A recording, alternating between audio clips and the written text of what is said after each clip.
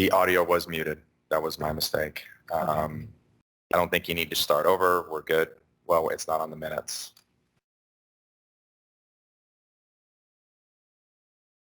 What do we need To state for the record who made the motion, the second. For the minutes? Okay. Who was it that made the motion for the minutes to be approved? I did. Mr. Watkins, would you repeat? I move we approve previous month's minutes. Mr. Saunders? I second. Thank you very much. Let's run through the roll call real quickly. Montgomery? It was I. Limbach? Aye. Watkins? Aye. Mr. Young's not here. Gonzalez? Aye. Mr. Martsky? Aye. Saunders? Aye. And Nancy Welsh, we're still not hearing from Chair. Yes, aye. You had me muted. Oh, thank you, Ms. Welch. All right, let me get my notes correct here. Previous month's minutes are approved. At this time, we have call to the public pursuant to ARS Section 38-431-01H. This is an opportunity for the public to comment. Individuals are invited to address the commission on any issue within the commission's jurisdiction. Since commissioners may not discuss items that are not specifically identified on the agenda, commission action taken as a result of public comment will be limited to directing staff to study the matter, responding to any criticism or scheduling of the matter for further consideration and decision at a later date. I don't have any forms. Do we have anyone that wishes to speak to the public, either in the room or online? If you're going to speak for a docket item that will come later, this is called to the public. Anyone? Hearing none, we'll now move to the public hearing portion of our meeting. First item, RZ 23-17, named Farkas. The applicant requests a rezoning from R36 to RU4, 4 acres. Is the applicant present? Online? Mr. Coxworth, do we have Ms. Farkas? We spoke with her last week, but apparently she's not available. All right, seeing as this is a down zone, no one objects, we should proceed. That's the question. Proceed. Mr. Coxworth, your report? Thank you, Madam Chair, members of the commission. This is a downzoning in the Babo Kamari area. The applicant, Renee Farkas, is requesting to rezone her parcel, which is currently zoned R36 to RU4. The parcel meets the minimum size requirement of 4 acres. Parcel number 106-15019D. It's currently vacant, and the applicant is requesting this rezoning so she can sell the property to someone who wishes to build a single-family home. The parcel is located in the Babo Kamari, the northwest corner of Ronald Reagan and Zosimo. And as I mentioned, the parcel is a minimum of 4 acres. Staff did mail out letters to surrounding property owners within 300 feet. We received no responses. We also posted the property with a legal ad and put a notice in the Sierra Vista Herald. This request does comply with 11 of the applicable rezoning factors. It is in keeping with the character. The main reason for this rezoning is to remove a condition that was applied in 2006 when this parcel was rezoned to R36, requiring a subdivision plat prior to permit issuance. In 2008, there was the Great Recession, and most of the development in the Babo Kamari did not come to fruition.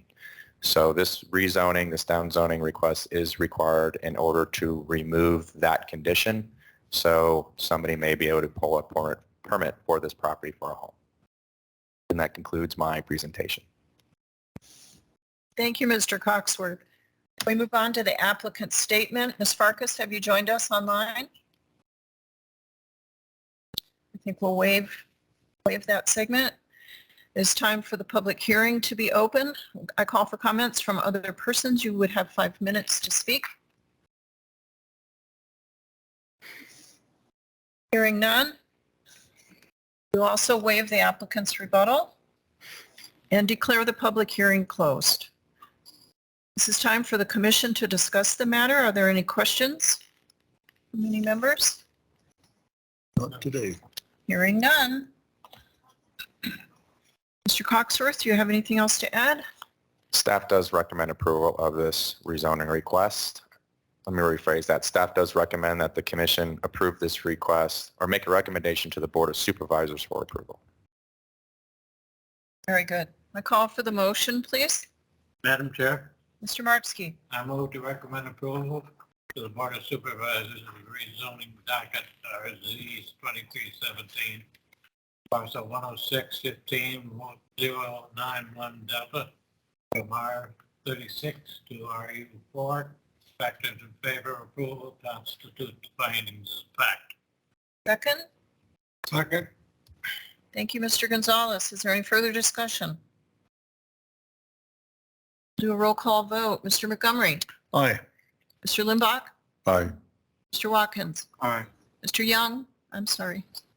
Mr. Gonzalez. Aye. Mr. Martsky. Aye. Mr. Saunders. Aye. And Ms. Welch. Aye. Chair votes aye. It is unanimous. We will send this along for a approval to the Board of Supervisors.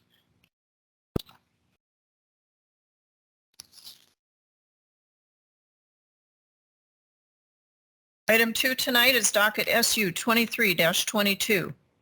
This applicant requests a special use modification to legitimize an animal husbandry business on 4 acres. The applicant is Constance Baker. Are you present, Ms. Baker? Thank you. Ms. McLaughlin, your report? Thank you. Good afternoon. This is a special use authorization request, docket SU 2322, Valley Drive Animal Husbandry. The applicant, Constance Baker, requests special use authorization to legitimize an animal husbandry business. More specifically, the applicant requests authorization to provide on-site boarding, training, breeding, and doggy daycare. This falls under the definition of animal husbandry found in the zoning regulations. The project is in the applicant's home, which is located at 6617 East Valley Drive, Sierra Vista, Arizona, APN 107580002M. The operation of the proposed services is subject to site development standards contained in the zoning regulations and requires special use authorization from the Planning and Zoning Commission in a rural zoning district. The entire project is within D rural residential land use. It is not within an area plan. It is zoned RU4. The project supports the goals of the Cochise County Comprehensive Plan, including goals in the economic development and land use elements. This is a small locally owned business that primarily serves area residents. The project also complies with the purpose statement of rural zoning district. There are 10 factors used to evaluate all special use requests. In this case, 9 factors apply. The first 2 we just discussed, which are compliance with land use and zoning. Roadway conditions relate to traffic circulation. The area is served by a mix of county-maintained and private roads. Approximately 0.75 miles of Valley Drive west of Mosen Road is paved and county-maintained. The remainder of the roadways used to access the subject parcel are dirt roads. A small segment of Valley Drive is private. To access homes on the western non-county maintained portion of Valley Drive, drivers and pedestrians must detour south on Arabian Drive and north on Keno Drive. As stated in the application, the subject property owner currently pays to grade the segment of Valley Drive from Keno Road west to their property line following each monsoon season. To help ease some of the neighbor concerns regarding roadway maintenance, the following condition of approval is recommended. A property owner will enter into a private maintenance agreement to participate in the maintenance of the non-maintained roadway portion of Valley Drive from the driveway to the subject parcel to the intersection of Valley Drive with Keno Road at the commercial permit phase. The property owner will continue to regrade this segment of the roadway annually following the completion of monsoon season for the duration of the special use. We received 12 citizen responses regarding the application, which were attached to the report. Letters of support are indicated in green, letters in opposition in red. Of those responses, 4 were in support. The letters in support state that the applicant's a good neighbor. One letter of support was from the Tombstone's Marshal's office, thanking the applicant for her donation of service dogs, and I actually received an additional 2 letters of support today, which weren't included in the report. The remaining 8 responses were in opposition. Specifically, the respondents mentioned noise, traffic, property values, and environmental impacts. Of most concern, though, was noise generated by dogs on site. Here is a drone shot of the site. Property boundaries are in red. The business is located to the rear of the property. The entire property is fenced and gated. The applicant does not propose any new structures or activity on the site. The uses and structures are existing. All buildings have been permitted. In order to make this more compatible with its surroundings, I recommend the roadway condition I just mentioned. I also recommend limiting the number of dogs within the commercial boarding and daycare to no more than 15. I recommend limiting training activity to indoor or fenced-in areas and limiting commercial boarding to areas within a climate-controlled facility. I also recommend conditioning site maintenance to keep the property free of animal waste.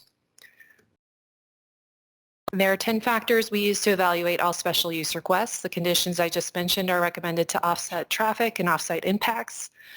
In this case, I evaluated the pet waste under hazardous materials. Factors in favor of the request: the project is consistent with the applicable policies of the comprehensive plan and the purpose of the rural zoning district. The property or the project fully complies with 6 of the criteria used to evaluate special use requests. The business is not out of scale or character for the area. And finally, this is a small locally owned business that provides a needed service to area residents, as well as the greater law enforcement, veterans, and service dog communities. Factors against approvals: conditions are recommended to mitigate off-site impact concerns of neighbors. Again, 8 letters of opposition were received. Conditions are recommended to mitigate 3 factors used to evaluate special use requests, specifically project traffic circulation, hazardous materials, off-site impacts. And although the area is zoned rural, which permits some non-residential uses by right, the surroundings have developed primarily as a residential area. And I will now pause for the applicant's presentation and discussion from the commission. The applicant's in attendance tonight and has prepared a PowerPoint as well. Thank you, Ms. McLaughlin. Ms. Baker, are you ready to come forward?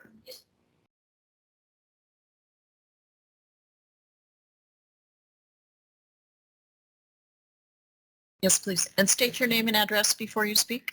Yes, ma'am. My name is Constance Bako. I reside at 6617 East Valley Drive, Sierra Vista, Arizona. All right. First of all, I want to thank you guys for having me here today. A couple of my staff asked me because they're retired and they greatly depend on, the business that we do. They were concerned about what's going to happen today after today. And I told them, I said, look at this as a positive. We get 10 minutes to show people and educate people on what it is that we do and the services that we offer. And there might be somebody in the audience that may need what we offer or may be able to some way contribute to what we offer to make it even greater than what it is. So I'm going to try to maintain that 10 minutes and respect you guys' time tonight. So again, my name is Constance Bako. I'm the owner and founder of Nightwatch Canine. You guys may remember us. You may have seen that we won Moonshot for Cochise County. We competed against some others and we were able to come in first. So a little bit about myself and what I do. My background is in the military and law enforcement. I was active with Cochise County Sheriff's Office for approximately 7 years, and now I'm a reservist with them, and now I'm with the Tombstone Marshal's Office. I've been in the military for approximately since 2013, and I served as a company commander, and during that time I saw a great need that veterans have for service dogs. Being in law enforcement, I also saw a greater need as well for police dogs. So we do police dogs, we do service dogs. We also do pet obedience, which I'll get a little bit more into as well, some of the services we offer. So some of my background is I've trained all over the U.S. I have trainers that come in from Germany. I have trainers that come in from the Netherlands that never knew about good old Sierra Vista, but go home and talk about us, talk about Tombstone Tourist Area, talk about Bisbee Tourist Area. And I've gone and I've mentored under several other trainers. I've been doing dog training since I was 15 years old. I developed this business plan when I was 16 years old and have moved forward since then, building my resume and building my credentials. I recently went out to Georgia Canine and I trained under Jeff Shetler, who is the only one that specializes in his type of tracking method. And this specialized training cost me $15,000, which I spent out of pocket to come bring back to Cochise County, to the state of Arizona, to help local law enforcement, to help law enforcement nationwide, to help our local search and rescue, and furthering developing their tracking dogs. He has a system for felony tracking felons. It's a tactical system. The military uses it. He's been integrating it into the military. and I was given the opportunity to train under that with him and to train to become one of his instructors because he doesn't have a lot of instructors across the U.S. So I actually have had the training to take a dog out on a felony suspect track and be able to track it in a tactical manner and not get ambushed. So these are some of the things that I was able, specialties I was able to bring. Due to my training with law enforcement, one of the trainers I work with in the Netherlands who's actually going to come out for a month in March and train with me, who wants to be one of my future trainers when he retires from his current program in 5 years. He runs the detection program in the Netherlands. He got contracted to India to run their top canine detection program. And he's the guy that's going to come in and help us, be able to help even more people, more agencies. So these are just some of the dogs that we've assisted with for the marshal's office. Some of my pictures on my PowerPoint's a little messed up. So the dog that's supposed to be in the first picture is actually the dog there back in the corner. Her name's Kiyu. She came from the Netherlands. One of my trainers in the Netherlands sent that dog over. And then the dog over on the far side, her name is Nahama, which is Hebrew, which means comfort. I named her that because as a police dog, she's supposed to bring comfort to the world. That's what we're supposed to do, is bring peace and comfort. And she also, as a reservist for Cochise County, I do search and rescue with them, and she's the dog that I've been developing for them as well. She's the only trained felony tactical canine in the state of Arizona, and she's right there with the Tombstone Marshal's office. She's my dog for them. So she's actually in the back of my vehicle with AC running right now because after this we have a canine training in Tombstone. So, and then we actually made news in Tombstone. We actually made history. We will provide them with the first 3 dogs for their department. So there's a lot of departments nationwide and right here in Arizona. I've been contacted by the chief of Wichita City. I've been contacted by Wilcox PD. Spoke to the chief at Bisbee PD. Departments cannot afford canines. Small departments. We help raise the funds. We help get the money so that they can actually have those dogs, so they can actually keep the streets safe. So we were able to, for the first time in history, provide these dogs at Tombstone Marshal's office, and they're not the only ones that we've actually been able to help small departments get dogs. We also, one of the things we offer here in Cochise County, as far as boarding goes, is when you have a police canine, you can't just let anybody watch your dog. You can't just let a family member watch it. It's a specialized trained dog. It's a tool. And we understand when a lot of, like Tombstone Marshal's office, when they put in their city budget, they didn't put in there for boarding. When their handlers go on vacation, they didn't put in there how much money it's going to cost me for boarding. Because I said, hey, I'll pick that bill up. We'll watch your canines when your handlers go on vacation. And we offer that team in the county that gets canine from us because it's been trained by us. The dog knows us. We understand that canine. And that way they don't have to worry about putting that in their city budget and how they're going to afford it. Because we're trying to make sure every door possible is open so they can have canine. So this is a canine that went up to Oregon, and this kind of goes back to that specialized tracking school. And I've been working with Jeff Shetler for about 4 years now. So this is a canine that went and did a 1.3 mile track and found a guy that had been missing in the mountains for approximately 4 hours. So she went out there, found that individual. And again, this dog's up in Oregon. We have dogs that go all over the country, not just here in Arizona. Because again, departments cannot afford canines. We do not charge the cost that other people do. We charge just enough to cover our costs. I've had departments contact me and they're like, bottom line is I can't find funding, I can't afford it. And if I can't find the funding for them, we just give them the dog.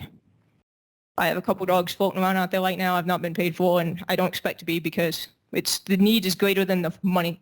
And that's where our pet training comes in. Our pet training covers. We bring in pet training, we bring in boarding so we can afford to provide departments canines, good quality canines imported from overseas, top pedigrees, top training that we provide. And also,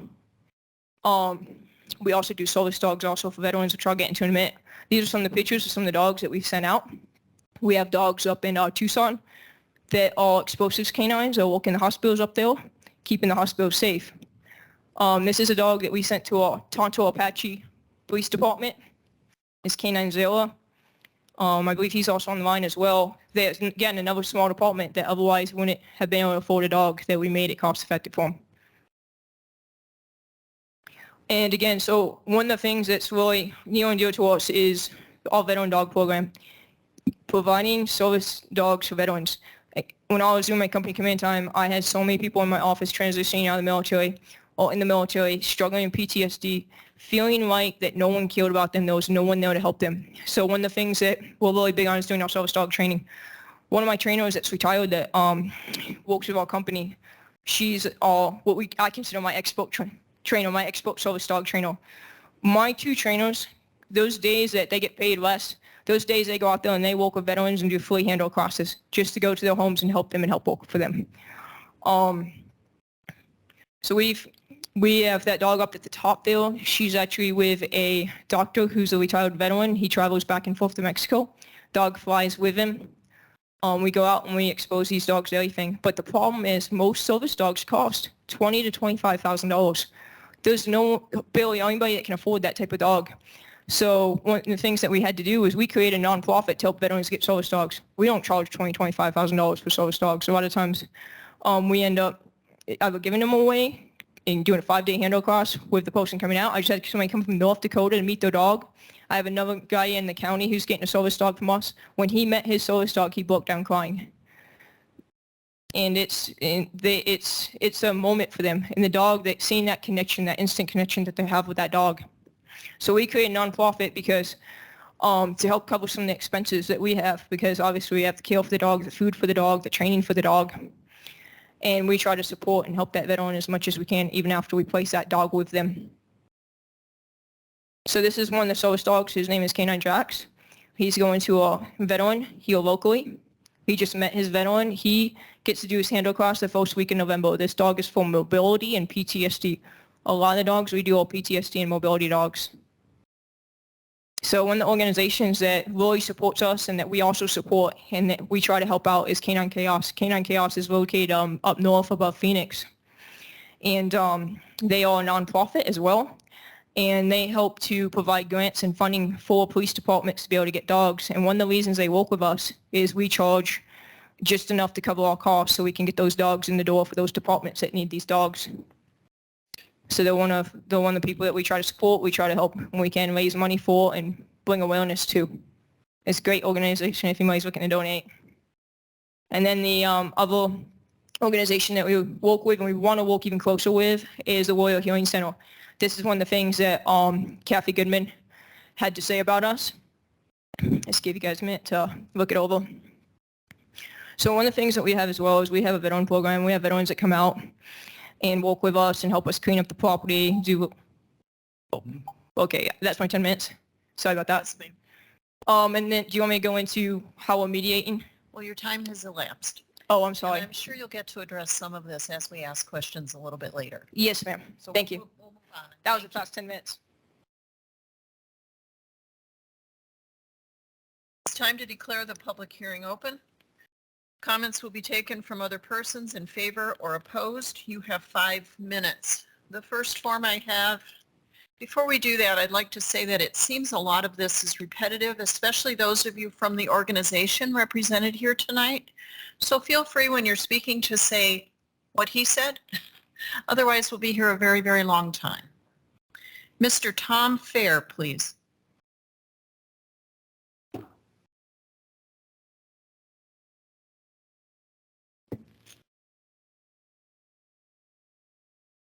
Mr. Fair, your name and address before you speak. Name is Tom Fair. My address is 1832 Viola Drive, Sierra Vista, Arizona. I've been a resident of Cochise County for over 45 years.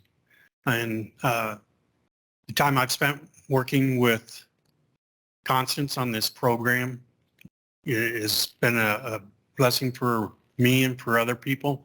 As you can tell, I've been doing this type of work for a long time.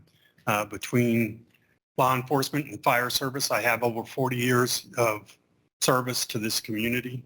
And with what Constance brings to this community is a blessing of giving people the opportunity to have things that they wouldn't normally be able to afford through grants and funding and through the boarding that she provides for people at her facility. She's able to supply dogs to the veterans here in this area and across the nation. And we don't have very many people of her caliber here in the county. She's requested to train people in other states and in other countries. She'll go for 2 to 3 weeks for these other countries and either take classes or actually teach the classes for this accomplishment that she does with her training facility. I would go out there quite frequently It's always clean. There's always something going on. There's always training, and the dogs are always well kept, well maintained, and well trained. So I just want to ask you to approve this special use permit. Thank you. Thank you. Next online, Mark Schmidt, please. My name's Mark Schmidt, 4813 La Canada, Sierra Vista, Arizona. I'm the director of Cochise College's Small Business Development Center. I first met Constance. She was one of 25 contestants. It was a countywide competition that we had with Moonshot. And this was kind of like a Shark Tank thing. The judges that judged were bankers, economic developers, and business people, and she won first place. And the criterion for first place was economic development, job creation, and viable business. Now the contest is over. She won it. We are still working with her. So this isn't like a one and done thing. So I'm in full 100% support in Constance and her efforts in promoting her business and getting the zoning changed so she can be able to conduct her business. But once again, I thank you for the opportunity to speak and for the opportunity to hear everyone that's here today. But I'm 100% in support of changing the zoning laws so Constance can continue the good work that she's doing. Thank you. Mr. David Mayer. Good evening. How are you doing? Thank you, sir. State your name and address. My name is David Moyer, M-O-Y-E-R, and I live out of state. I am at 160 Eckie, E-C-K-I-E Drive in the city of Freeport, Florida, 32439. Go ahead. Yes, ma'am. Just preface this initially by just saying that I would really like to see this special use permit granted for the following reasons. I have worked with Constance quite a bit. I am Georgia Canine's military programs director. I have trained all over the world with special operations forces in Europe and all over the continental United States. And she has been, she has actually participated in some of that, bringing that expertise back to your area. In addition to this, she is constantly paying attention to how other kennels run their operations and deal with some of their zoning issues, and she has consistently modified hers to make it the most streamlined operation that she can possibly get out of the property that she has there. Overall, she's a outstanding asset to your community, and she provides a very important service. As a disabled veteran myself with a service dog, I utilize her to, or I will be utilizing her when I'm training in the area to board my dogs because I have several working dogs for various medical conditions I picked up over the years. If this is approved, of course. Does that conclude your remarks, Mr. Moyer? That concludes my remarks. Thank you very much. And thank you very much. Augusta Arnold, please.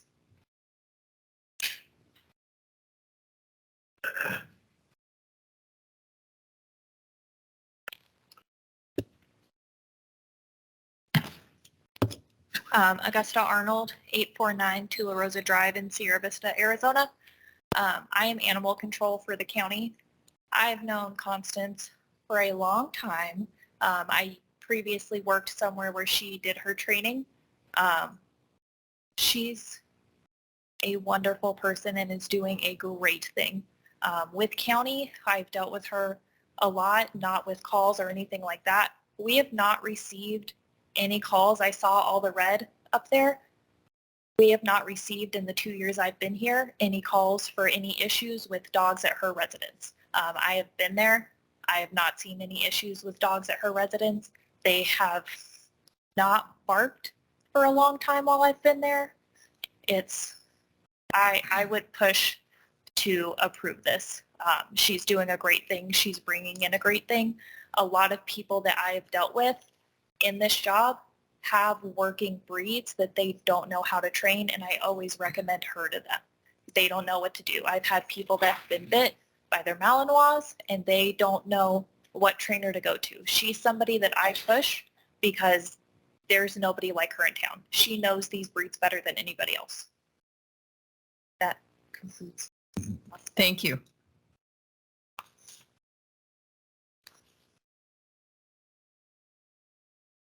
Ursula Ritchie, is it?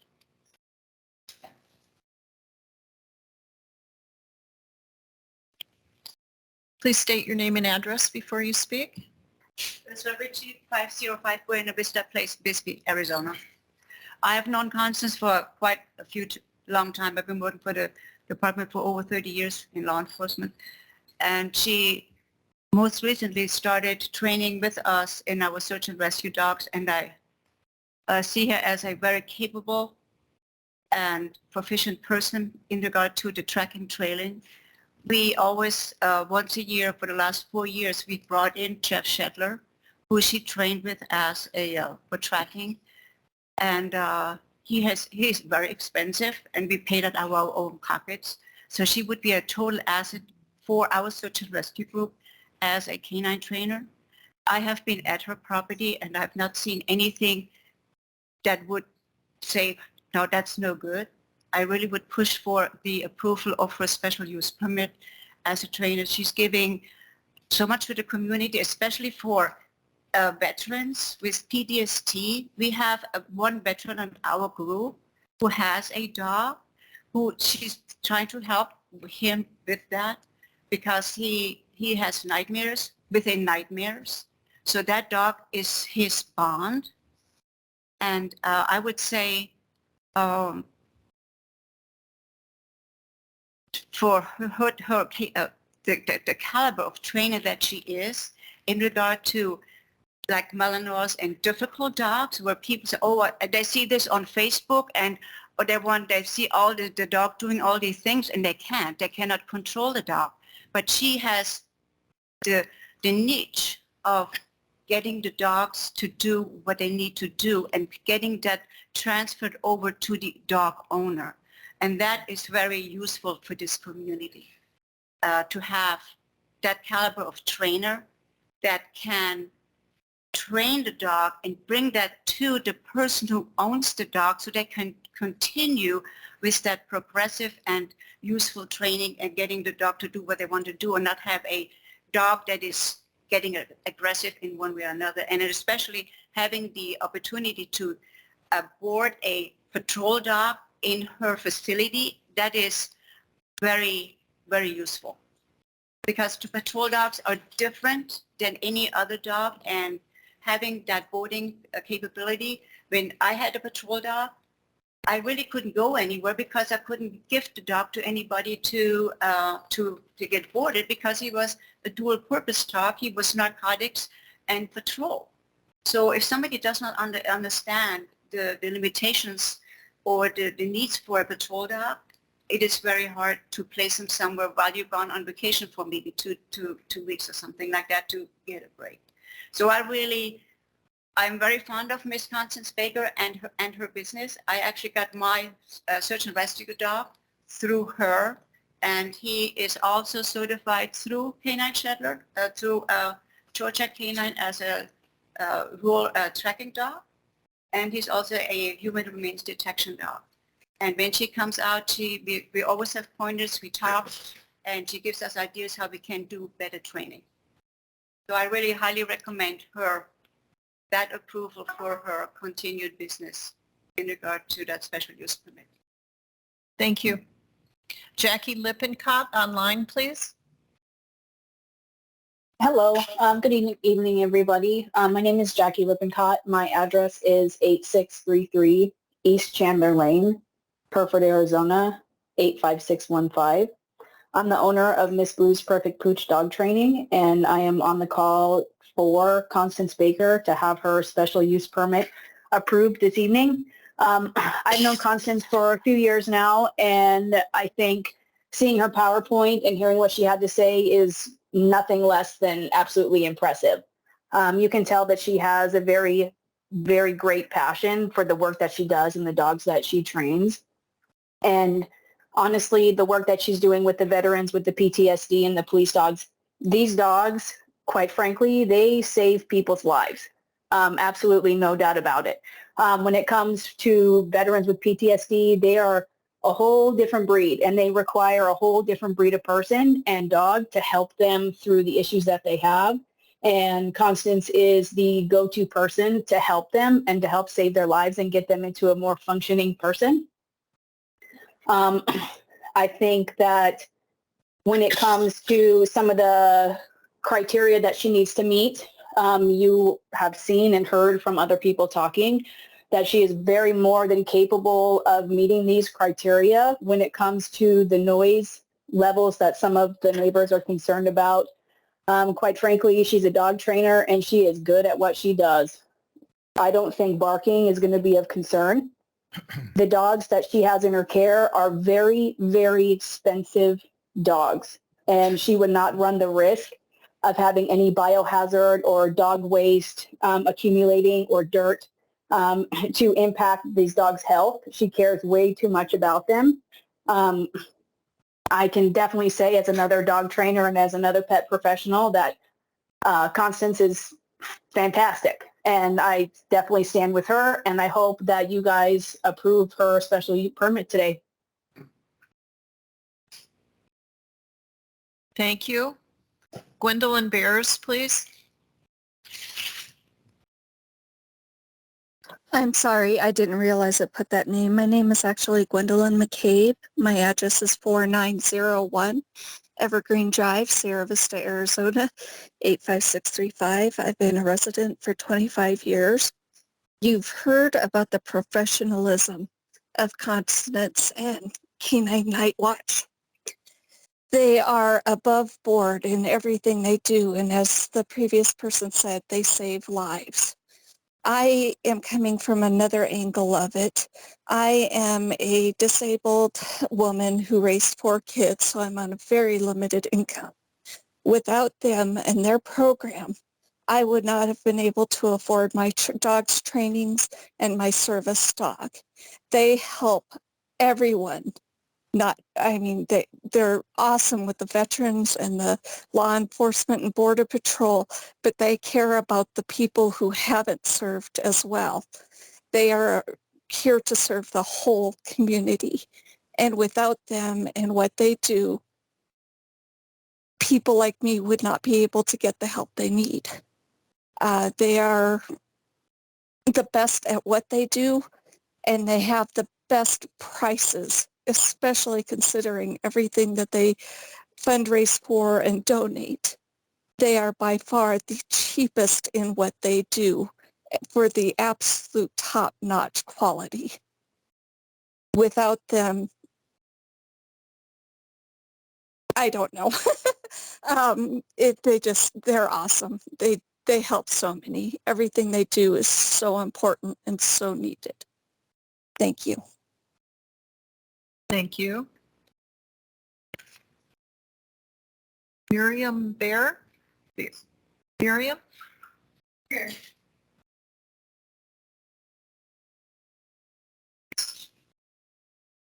Don't forget to state your name and your address, please. Yes.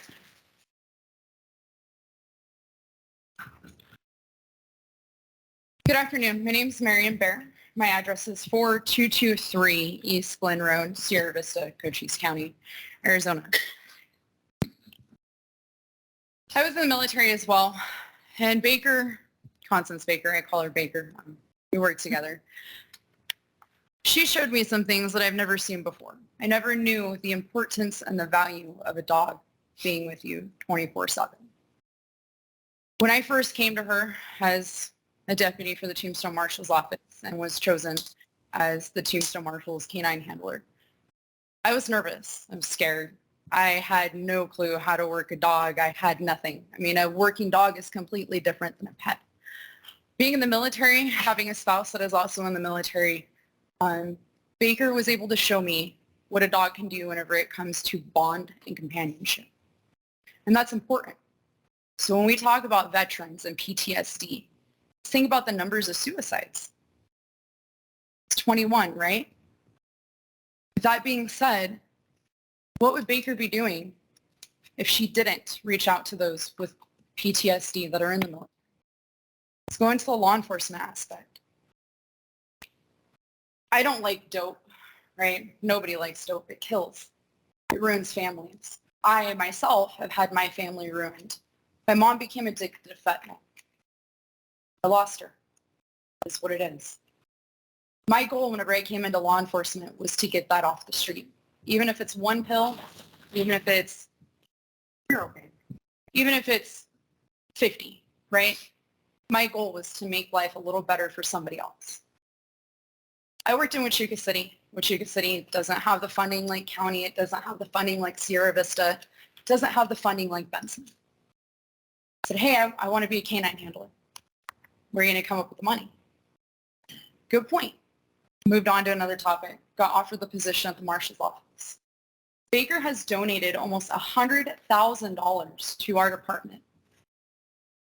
We've maybe 2, 4, 6. We will maybe pay back 10,000 of that because of her grants, because of what she offers to us. This dog, I've had her since September of last year. That's whenever I started training. She's became my best friend. I couldn't imagine working a shift without her.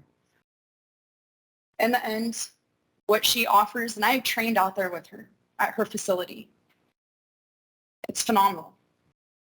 I recommend her to anybody, just like she had said.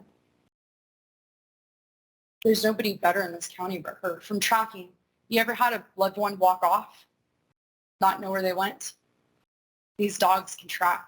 They can find them. Sometimes it's a medical emergency. Sometimes they have diabetes. We don't know what they have and what they're going through, why they left. What we know is that we've got to find them. We don't have a nose like a dog. We don't have the ears like a dog. They are our eyes. They're our ears. They're our nose. This dog, in the end, when I get out of my patrol vehicle, she lets people know, hey, I'm back here. You know what that does for me? It gives me a little bit of safety. I think it would be a mistake to deny this. You'd be denying the county so much opportunity. We have Fort Huachuca right there. We have soldiers that come in and out. We don't know their battles. But I can tell you that that dog will. From law enforcement to military to obedience. Not once have you heard her bark back there, right? Not once. That's Baker. That's all Baker. She taught me what she knows. She is by far the best canine trainer, boarder, person, coworker, and friend. Cochise County, State of Arizona, Georgia, the other places she trains are only going to get better because she has an asset and a skill that nobody else does. She knows dogs. She knows how to work them. She knows the bond and what they mean to somebody. It would be a mistake. So I ask of you guys, please take that into consideration. Everybody before me and anybody that comes after me, understand where we're coming from. Please approve this. That's all I've got. Thank you. Could we have Michael Francis, please? Hello, my name is Michael Francis. I am from 147 South Boulevard Street, Smithfield, Georgia. 25 hours from Sierra Vista, Arizona. I'm the sergeant with the Smithfield, Georgia Police Department. Back in May, I traveled all the way to Sierra Vista to purchase a narcotics canine to bring back to my community to help fight our drug epidemic and our overdoses. While I was out there, Constance Baker was phenomenal in everything she did. She would work with you. She was lenient and understanding. When I brought Courage, which was my canine, back to Georgia, during a few short months, she removed 31 of our local drug dealers, and she removed 22 drug dealers from neighboring communities, counties, cities. Mr. Frank, you need to speak more directly into the microphone. Yes, can you hear me? That's better. All right. When I brought Courage back to the state of Georgia, she removed over 30 of our local drug dealers. She removed over 20 drug dealers from local communities, counties, and cities. Our overdose rates decreased by 77%, and our overall drug crime decreased by about 85%. While I was in Sierra Vista at the facility, at Miss Baker's residence, the whole time I was out there, which was a week of handlers training, there was not that much, I never heard much barking from all the dogs. Every now and then, the dogs would get riled up in the kennel, they would bark for a few minutes, and then they would quit. During my stay out there, it was a clean, well-maintained facility. There was not feces everywhere, and she had an area for the dogs to exercise, to move around, and train in. I was notified before I even got out there to be mindful of traveling to the facility through the neighborhood, as it was in a residential area, be mindful of speeds on the roads, be mindful of the dust flying around, and the whole 9 yards. I'm in approval of Constance Baker to stay there, as that has benefited me, my city, and surrounding communities all the way over here in Georgia on the East Coast. And that's all. Thank you. Next is Edward Land, please.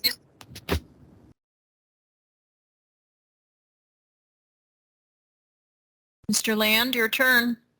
Okay, my name is Rosette Land. I live at 6961 East Palo Alto Road, which is almost catty corner in the back half of where Constance and her business is. I'm not going to repeat everything that everybody said because it's obvious that she is an awesome person. I first became connected to Constance during the Moonshot. I was the third prize winner, but I wholeheartedly support what it is that she does because I'm a veteran, I'm disabled. And one of the things that I really focused on when Constance was talking is that I understood her love and her talent for training these animals. It's near and dear to my heart because as I advance in my disability, I'm going to lose mobility. I'm going to lose, the ability to work and do what I do right now. And I connected to Constance not just at that contest, but I connected to her because I know that I have a need. I'm a veteran. And she's a veteran. So when we started talking way before we pitched or stood in front of anyone else, we met each other at the meet and greet, and it was an instant connection because she understands what a veteran needs immediately because she is a veteran and she's seeing from the inside out. Again, I will say this. It is so very important that we take care of our veterans and we take care of those that are disabled or struggling with PTSD or anything like that. This thing that she offers to this community and that she's obviously been offering nationwide and worldwide is actually added value. There is nothing that she is doing that is not necessary in this area. I wholeheartedly support this special use being granted. I visited her facility and I walked in there with my dog, which is a puppy, and a Cane Corso, so a large breed. What impressed me so much is that when we walked into this facility, there were 6 to 9 dogs sitting without leashes and anything. There was no barking. My dog was intimidated, but my dog didn't bark. My dog walked in and all around this facility, and none of those animals moved. There was no aggression. There was no barking. Everything was clean, coming in, driving into the facility, walking around and leaving out. Everyone there is the epitome of professionalism. And again, I think it would be a true mistake if this community didn't have the support and the experience and the business of Constance Baker. So I wholeheartedly support her special use, and that's how I feel about it. Thank you. Next in the room, we have Ian Williamson, please.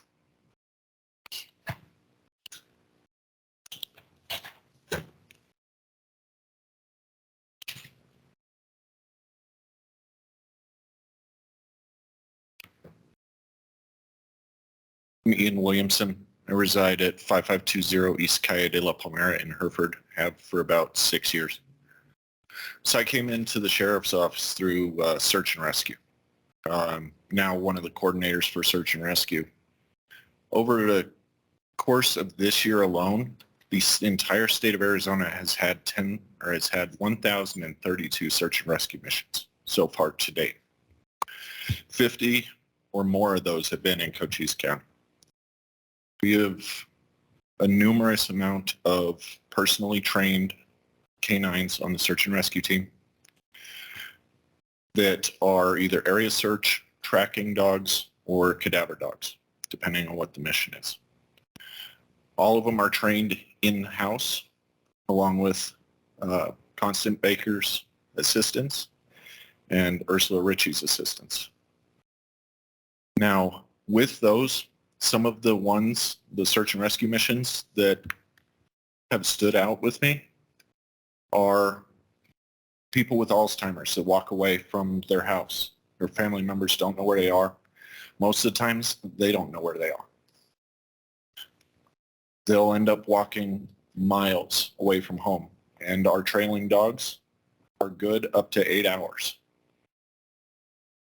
All we need is even a dirty sock that the person wore the night before, and the dog will get on the trail.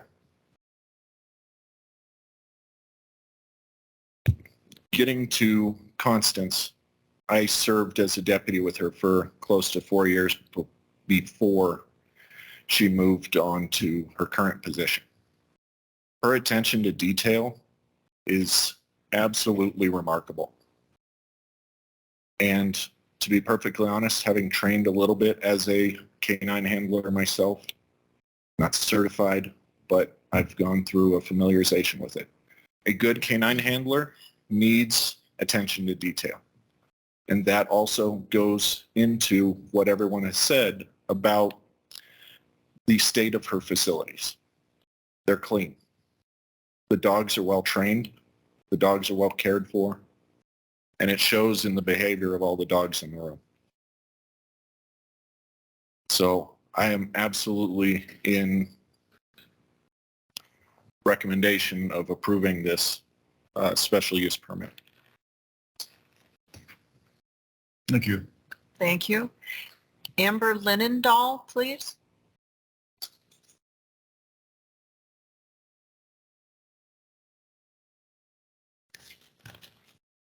I'm Amber Linendahl. I reside at 167 West Buffalo Lane in Huachuca City. I've been with Animal Control for a little over 3 years and worked with Constance Baker through the sheriff's office when she was a deputy, and even still now while she's with Tombstone's marshal's office. We've utilized her so much through complaints and calls of people not knowing what to do with their animals because they've gotten this puppy and now it's a huge animal and it's wild, and she is my #1 go-to for recommending a trainer because she can handle all of those dogs. She is the best outcome out of anybody. You know, people will call us and say, we've been through Sit Mean Sit, we've been through Tailtopia, we've been through everywhere, but they haven't been through Constance, and Constance can do it. And so she is so valuable to us as a community for the animals in this community. Also working with Animal Control, we've been to her facility many, many times. We don't have any regulations right now in Animal Control for Cochise County regarding kennel permitting, breeding, anything like that. So she's never been in any type of trouble in that way. We've never received any calls of complaints to her facility or to her residents about barking, about any dog complaints at that residence for the 3 years that I have worked here. So we haven't received anything negative. The people complaining about the barking, we haven't received those calls. So I've never heard anything negative coming out of it, and she is so useful to us as a community, especially from my world, from Animal Control. We desperately need her. So I'm in approval and for Constance Baker. Thank you. Can we go online, please? Gary Stricker.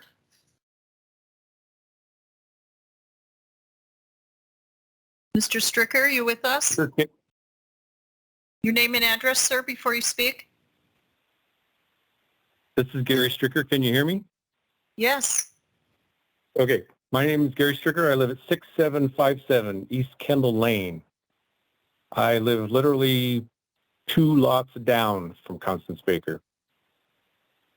First and foremost, I'd like to say that I have much due respect for law enforcement, military, and the veterans.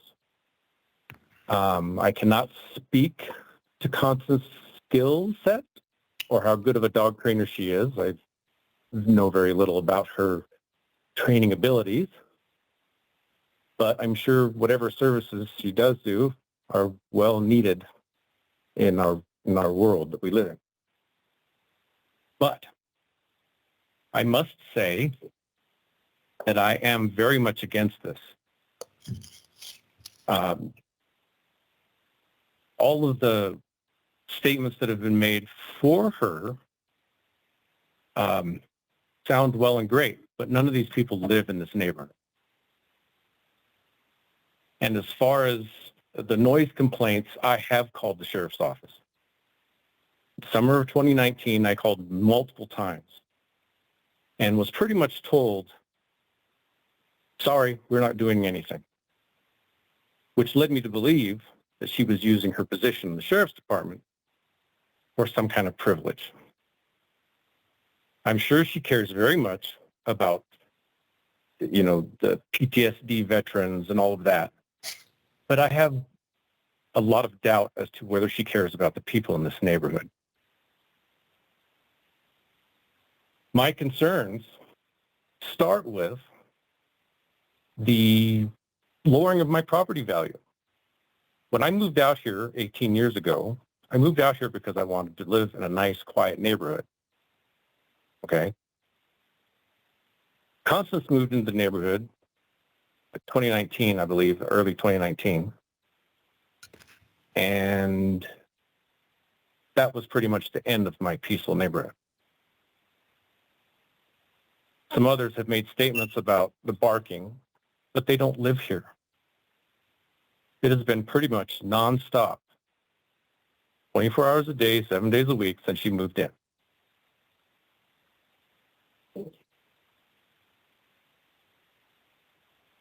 There's also going to be an increase in traffic.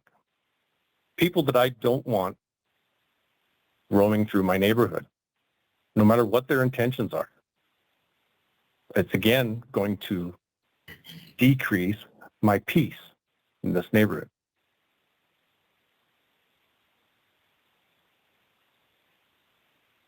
The noise is the biggest issue. This is a residential area. We all live out here because we want to be away from the noise of the city.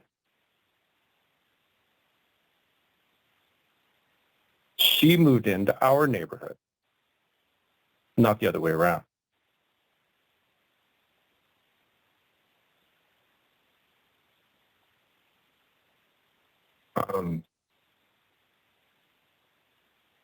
Sorry. But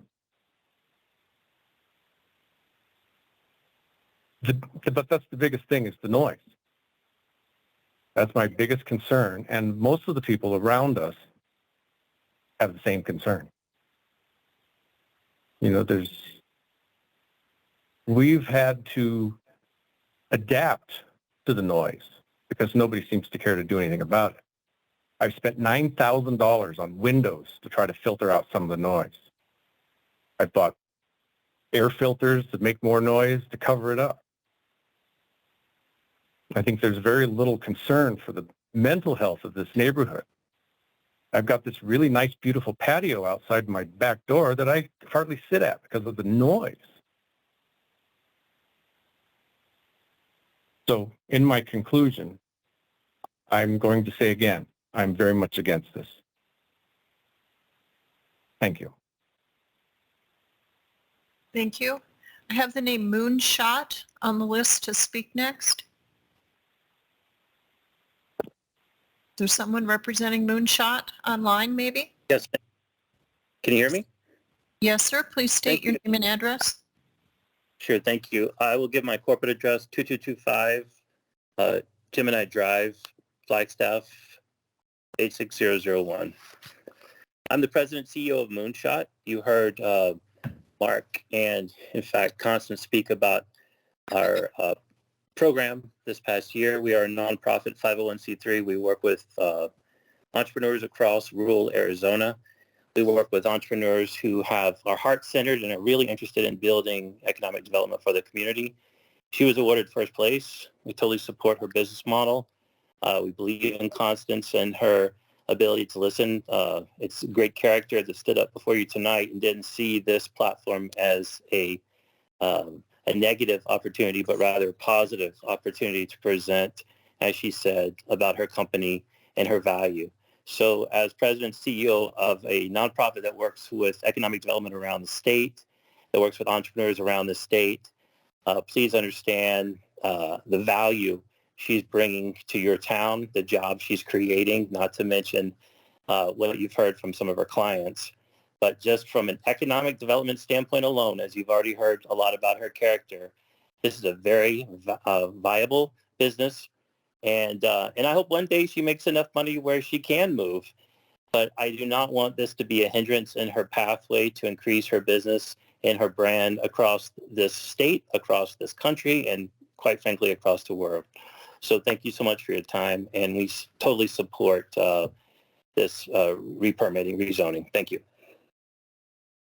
Thank you. Next, please, Annalee Chaplin. Hello, Chaplain First Lieutenant Anna Eichenbrock, 439 Plymouth Lane, Grand Forks, North Dakota. I have to say, of course, everything I agree with that has been in positive and advocate for Constance Baker and the mission that she is on to help others. I myself have a nonprofit that helps homeless veterans, and I'm sure some people have seen homeless population. Sometimes their only friend, the only warmth, the only thing that grounds them are their animals. So let us put us into a environment where they have a home for their animals and to be there for them, to provide emotional, mental, physical support. She just, perpetuates the value behind that in her mission. We're looking at this, as I see from like almost like, a very business-like perspective, but I just see so much heart and tenacity and compassion coming from her that fuels her.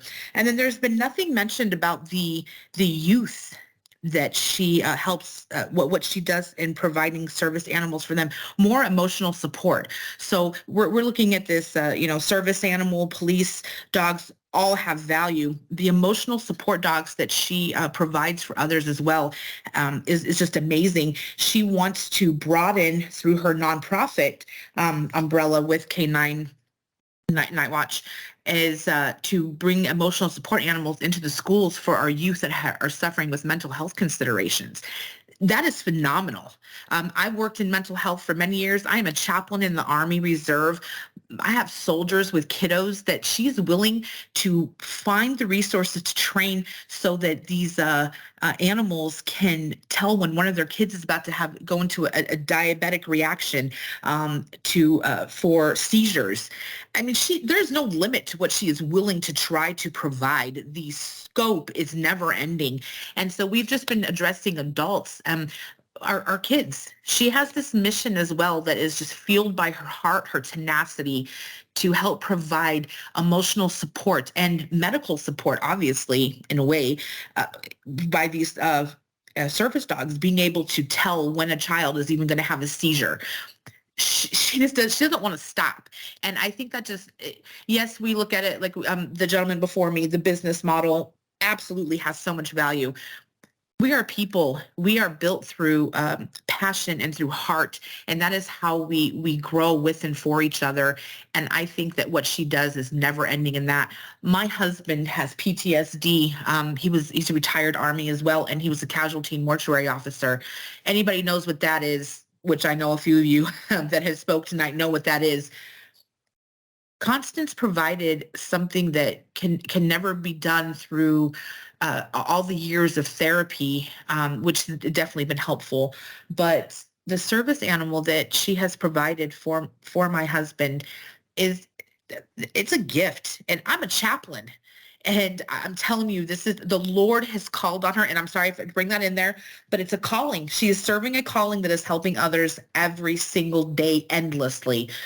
I cannot I could advocate for her all day long, but the one topic that was not brought up was the youth. that she's willing to incorporate helping our youth in such a phenomenal way. And I respect the position of those that find or are finding the part that's less desirable. Sometimes we do have to look at a bigger picture, and the things that are around us are for all of us to have use of. Okay, there's no boundary to property, to what we're going to experience. We're all here to be here with and for each other. That is shared space, sound. So I do offer my feelings towards that, and I do see that's place, but it definitely, what Constance does outweighs that by leaps and bounds. I could keep going because, yes, I am a chaplain. Anybody that knows what they do, we talk. So I do think that advocating and supporting what Constance's mission is just so much bigger than what looks like a business model. It's just heart and has value and soul and spirit. Thank you for your time, all of you. I thank you for your time. Thank you. Julie Grimes.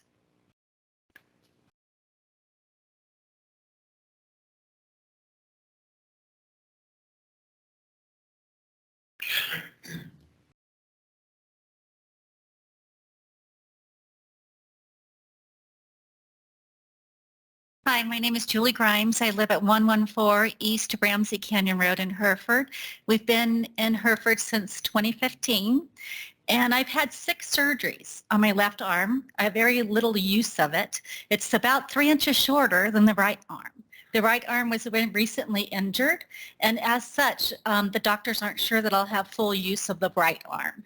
I was blessed 26 weeks ago to meet Constance Baker. I'm a veteran. I do not have a veteran or service-related injury. It's from a fall. And because of the fall, I still need 2 more operations on this hand. I have very little movement within it. If I do fall, the doctors have said that I will lose the arm.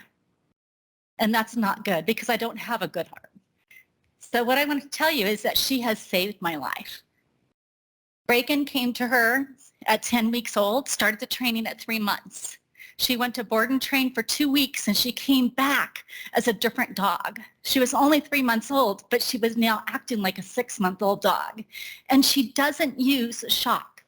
It's all positive reinforcement. So the dog, when Reagan was listening to her speak up here, her tail was wagging the entire time because she was listening to Constance's voice. And she just adores her. But I wanted to give you some statistics in the state of Arizona. The American Veterinary Medical Association reported in May of 2023 that Arizona households with dogs and cats is 58%, Arizona as a whole. 43% are dogs. Within that, they said that 1.7 dogs are in those households. So 43% of people have 1.7 dogs. Sierra Vista and Hereford, if I take a look at the numbers, and they may not be exactly correct, 55,000 households just between Sierra Vista and Hereford. I'm not counting Cochise County. Of that, 23,650 residences have dogs. 23,000 have dogs, residences. If I take the multiplication of 1.7 dogs per household, we're looking at 40,205 dogs between Sierra Vista and Hereford. The problem with dogs is not the dog, it's the owner, because the owner needs to be trained on how to handle the dog and how to control the dog. So there's approximately 10 trainers within Sierra Vista and Hereford. That's over 4,000 dogs per trainer. It's crazy. There's not enough trainers here to support what we need as a community. Now, the Veterans with Disability reported for Arizona in 2019 that Arizona has 4,800 veterans. Of those 4,800 veterans, 109 are disabled. 109,000 are disabled of the 480,000. 67,000 are 10 to 60% disabled. 10 to 60%. And when we talk about PTSD, PTSD can be anywhere from 80 to 100% disabled. Of that, 38,000 are greater than 70% disabled in Arizona, which means we really need a lot of service dogs to help those veterans.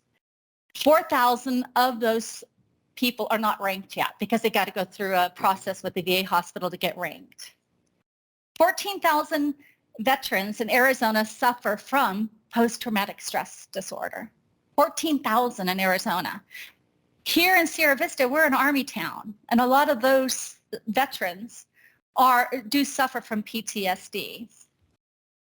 PTSD, you know, the Veterans Administration considers it a permanent and total disability.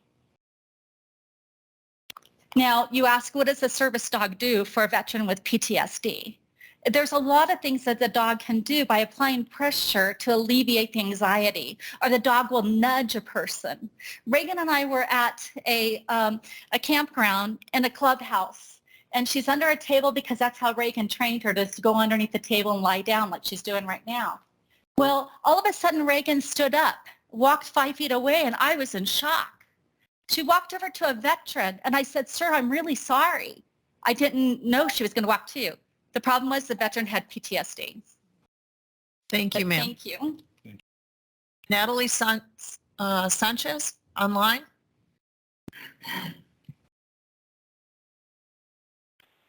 Ms. Sanchez? We'll ask again in a minute. Erica Reed, please.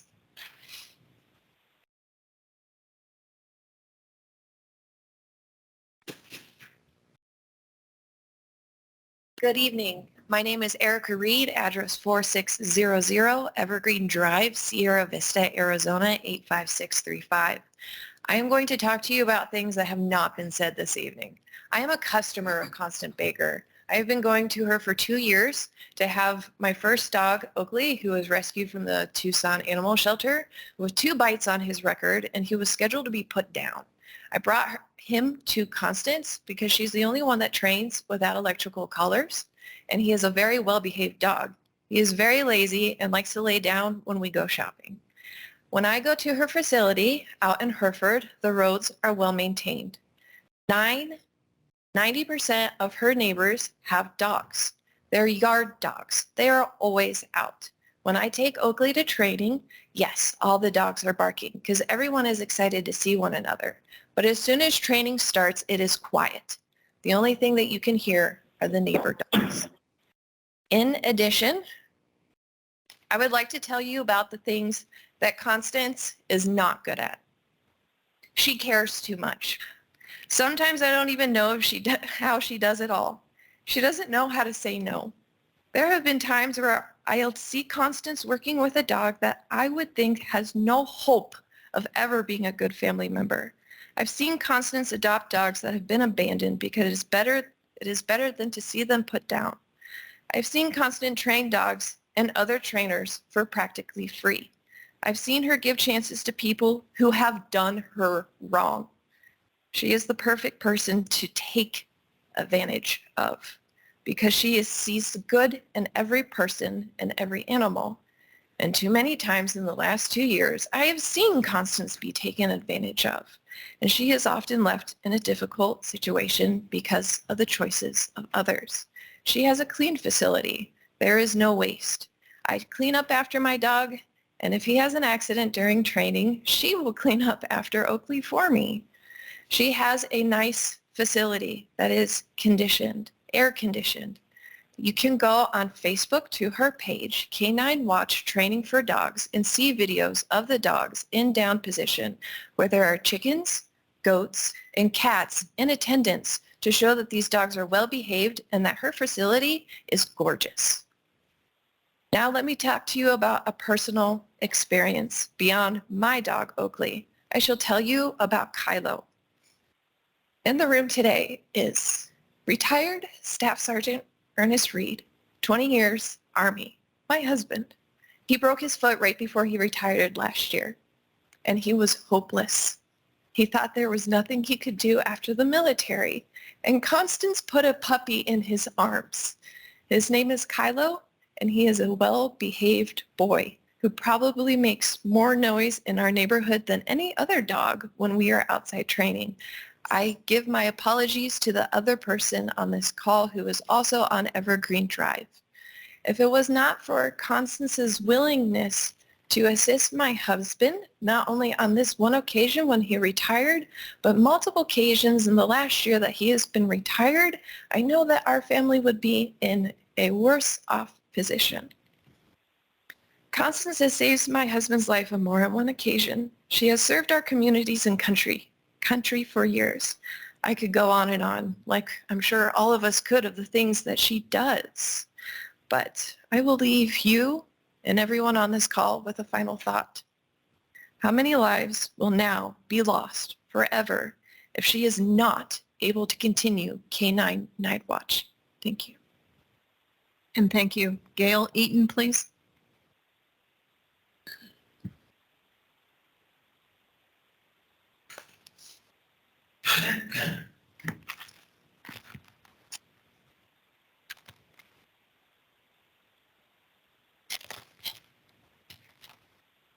My name is Gail Eaton.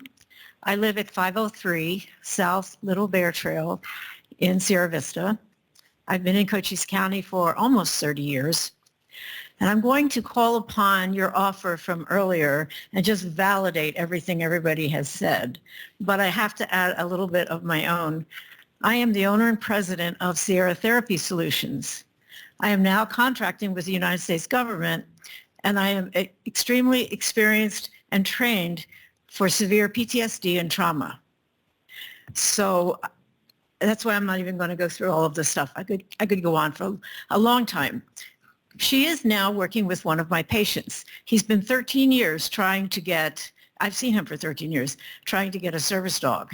We're getting there. So that's a really good thing. But in addition to that, when I heard about her nonprofit, I thought, that's something I didn't know about, so I do applaud you for that. She did train my own, I have a therapy dog that I use in my private office because in addition to working for the Army, I also have private practice. She trained my little dog to be a therapy dog, a comfort dog. I don't know exactly what else, but we're not done with him yet, are we, Constance? He's got a little ways to go. Unfortunately, COVID hit, so we took a break. Anyway, I am in support of this. I think that there is nothing negative really about her being there. And I shudder to think that anyone really hears the dog barking 24/7. Doesn't happen. Thank you. One last call for Natalie Sanchez, please, online. Hello, this is Natalie Sanchez, 10216 South Cienega Knolls Loop, Vail, Arizona. Are you able to hear me? Yes, ma'am. Go ahead. Okay, I'm just letting you all know that the only reason I'm able to be on this phone call today in support of Constance getting her special use permit granted is because I'm alive because of the training that Constance helped me do with my service dogs. I developed a medical condition which is life-threatening, and I had called several, when I lived in Cochise County until 2019, I had called several other trainers in the area and tried to get help with training my service dog for the unique tasks that I need, and nobody was able to assist me. And I contacted Constance, and although it was something she had not done before for my specific case, she said, you know what, we'll figure it out. And she was willing to take me and my service dog on and help us train him on the tasks that I need to help save my life. And thank goodness for this, because the dog has actually saved my life on several occasions. So I just want to say thank you to Constance Baker and Night Watch K9 for allowing me to be here today to make this phone call. I also agree with everything everybody else has said in support. My previous background was in law enforcement and in the military. I am disabled. I'm not a disabled veteran, but I am a veteran. It was not service-related, my disability. And I just want to say that this would be a horrible disservice to the community if Constance's business was not allowed to continue to operate. And thank you all so much. Thank you. That ends our comments from other persons. This is the time for the applicant's rebuttal. Madam Chair, we've had a couple of people join online. Oh, did we? We have a Mr. Newbert who would like to speak. All right. Mr. Newberg, name and address and go ahead. Colleen Neubert, Mark, 199 West 2nd, Oregon, Oregon. And Constance has, through Night Watch K9, she provided the patrol dog for our department. You heard about her search and rescue find. She also found a victim of a hit and run before the hit and run got reported over the winter. The man ended up a quarter of a mile from his vehicle and only in jeans and a t-shirt, and it was 22 degrees out with the wind blowing. And he'd been out there about an hour, and the dog located him really quickly and saved us probably another half hour of looking. She also found a suspect that had ripped off one of our local ranchers to the tune of about $63,000 worth of property and equipment. In addition to that, her de-escalation function has been amazing. I've had suspects that I've had to transport that have been raging in the back of the vehicle until they notice the dog next to them, and it's like a switch flicks, and they just start having a conversation with K9 Telly, and by the time they get to the jail, they're all calm, and everybody's safer for it. So, like I say, she's already saved 2 lives this year, and that's clear out here in Northeast Oregon. So, one little business in Sierra Vista has ripples throughout the country.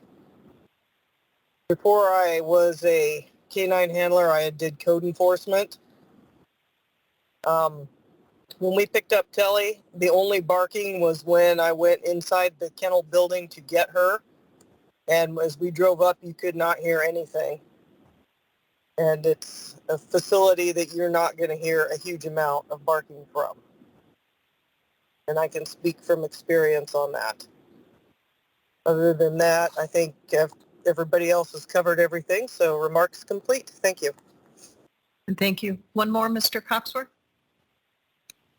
I have a Scott Butler who would like to speak. Mr. Butler, go ahead.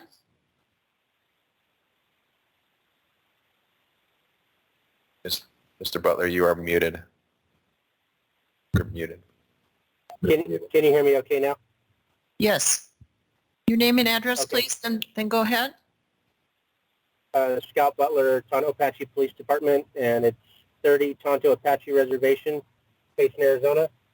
I just wanted to speak on behalf of what Constance was able to do for my agency. I work for a 11-person agency here in Payson. I'm on a reservation. When it comes to these smaller towns and smaller jurisdictions, in terms of monetary issues, we don't have a canine budget. We don't have money. Constance was able to provide a dog to my agency at cost, like she said, for her.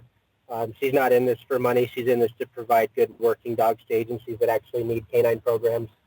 On my own, I've seized over 300 pounds of methamphetamine, or close to 100 pounds of fentanyl going through this area.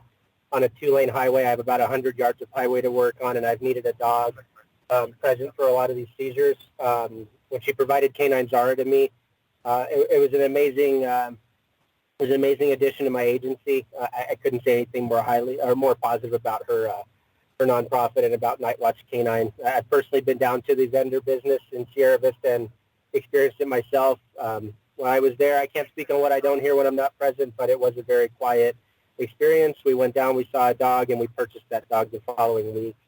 I think for anybody down in Cochise or Sierra Vista area, it'd be silly not to grant her this special use permit. So I'm in agreement with everybody else that's in the positive.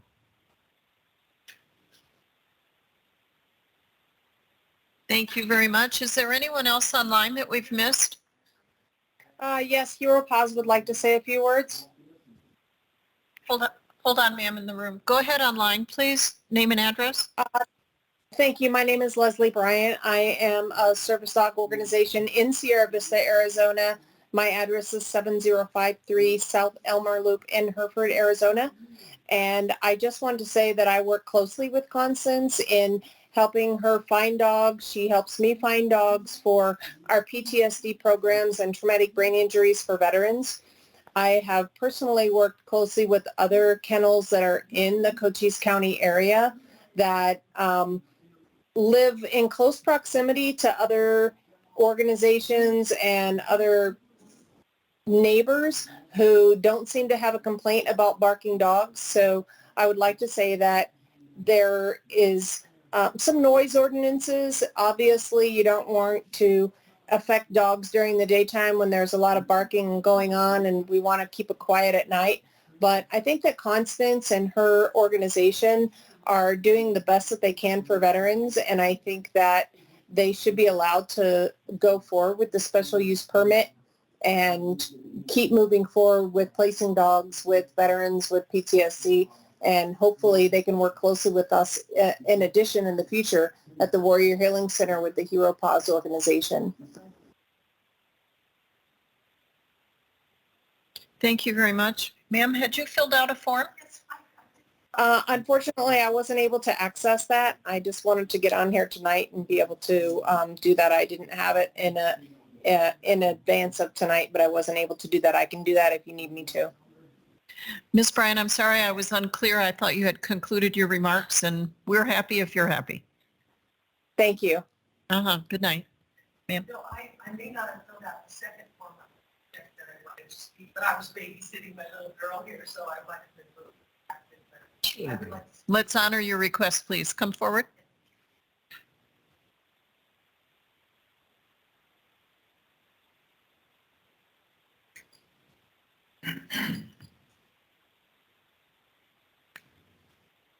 Hi, my name is Marla Baker O'Halloran, and I live at 8201 East Lane Ranch Road, Hereford, Arizona. And my husband and I moved here in 2017. He had been a retired canine officer. He always missed that relationship. So we met Constance, and I have now become sort of an assistant. I fostered this little girl here. She's going to a disabled veteran of some kind. Her skills, who knows what those will be, except I think I see her with a wheelchair athlete or something. But she's the second dog I fostered. And one thing that has not, I was going to say ditto to everything else. And I thank you all for being here, because these are not easy. Even if one person is not happy, we want to fix everybody. But the reason Constance needs to use her property is that what she does on her facility cannot be duplicated at another facility. I've done training at those other facilities, but it's so controlled, and the type of training she does, these dogs need real life situations. Her obstacle course for training for different surfaces and altitudes is beyond measure, and she could not do that unless she does it on her property. And you're right, she is such a love bug. She would do anything she could to make everybody happy, but we only do what we can. But thank you for all being here, and Constance is just the best, and the dogs and the relationships in her community. I do have a list of people here who wrote stuff to me. Two widows that I met. My husband did pass away. He died with his dog. Constance came out for the next 2 weeks after that and helped him adjust to, losing his dad. But these people, I met a bunch of widows who were semi-disabled, and they have worked with Constance's training methods so that they can now have a life in their own home. That's Jan Knight and Maria von Lohenfeld. Bill and Barbara I know, and they had a dog that was going to be a troublesome dog with its breed, and they now have a harmonious home. Cody Justison, who has been a landsman on her property, fixing it up, putting things in, making things that flow well, air conditioning, all that. My husband, of course, me, and I've started vet tech assisting with a local clinic here, and the veterinarian is Dr. David Barnes, VMD, and he has seen the results of Constance's program. And at our clinic, we get dogs that are rescues and need some assistance in learning to accept leadership from humans. And that's what Constance teaches. So thank you for all being here. Thank you. I think we will close the, yes? Okay, then if you filled out a form, come forward.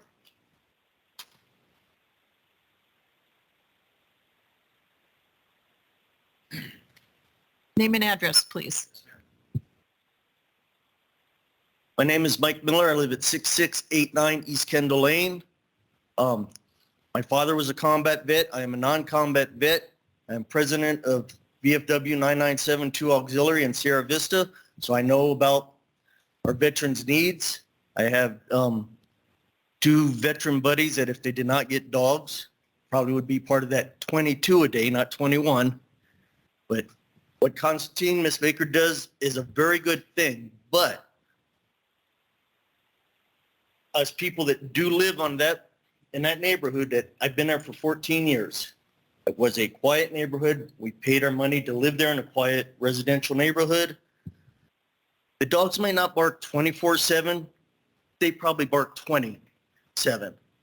Lady, I live there. None of you people live there. I cannot enjoy coffee with my wife in the morning on my deck. I cannot enjoy adult beverages in my front yard in the afternoon without listening to the dogs bark. She has a very good service. I have nothing against it, but I do not believe it should be expanded because she cannot keep the dogs quiet now. And it does kind of impede on our way of life out there. So I am against it. I like her business. I just think it should relocate to somewhere else that is not residential where us people moved for the quietness. That's all I got. Thank you. Thank you. One more. How many are we? How many? Yes, come forward. What are we talking about, staff, secondary forms? What are we missing here? Okay.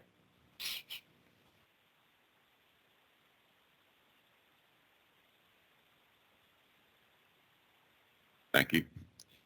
My name's William David Horton. I live next door to Constance's business. My wife and I have lived there about 6 years now. We're actually kind of grateful for the business. Yeah, the dogs do bark, but I have 2 dogs. My neighbor on the other side has 3 dogs. So somebody's dog's always barking anyway. So, but she takes care of our road. It was in terribly bad shape when we moved in. We have 4 houses on our well system. Her business pays for the water for all 4 houses. And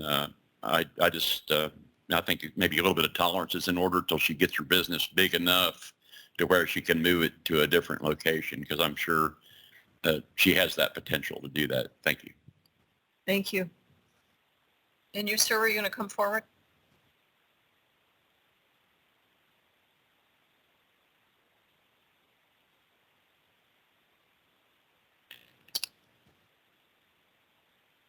Good afternoon. My name is Christopher Allman. I reside at 45 East Desert Meadow Road in Tombstone. I'm the Tombstone Fire Chief.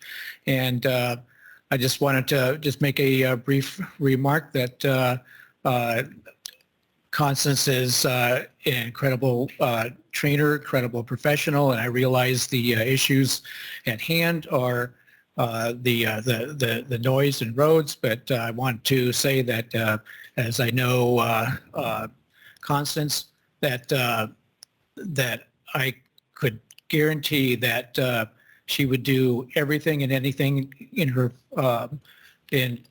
ability to mitigate all of the concerns and all the complaints. And I think it would be a disservice to not only the county and the state, but worldwide what she is doing for this planet and helping keep our citizens safe.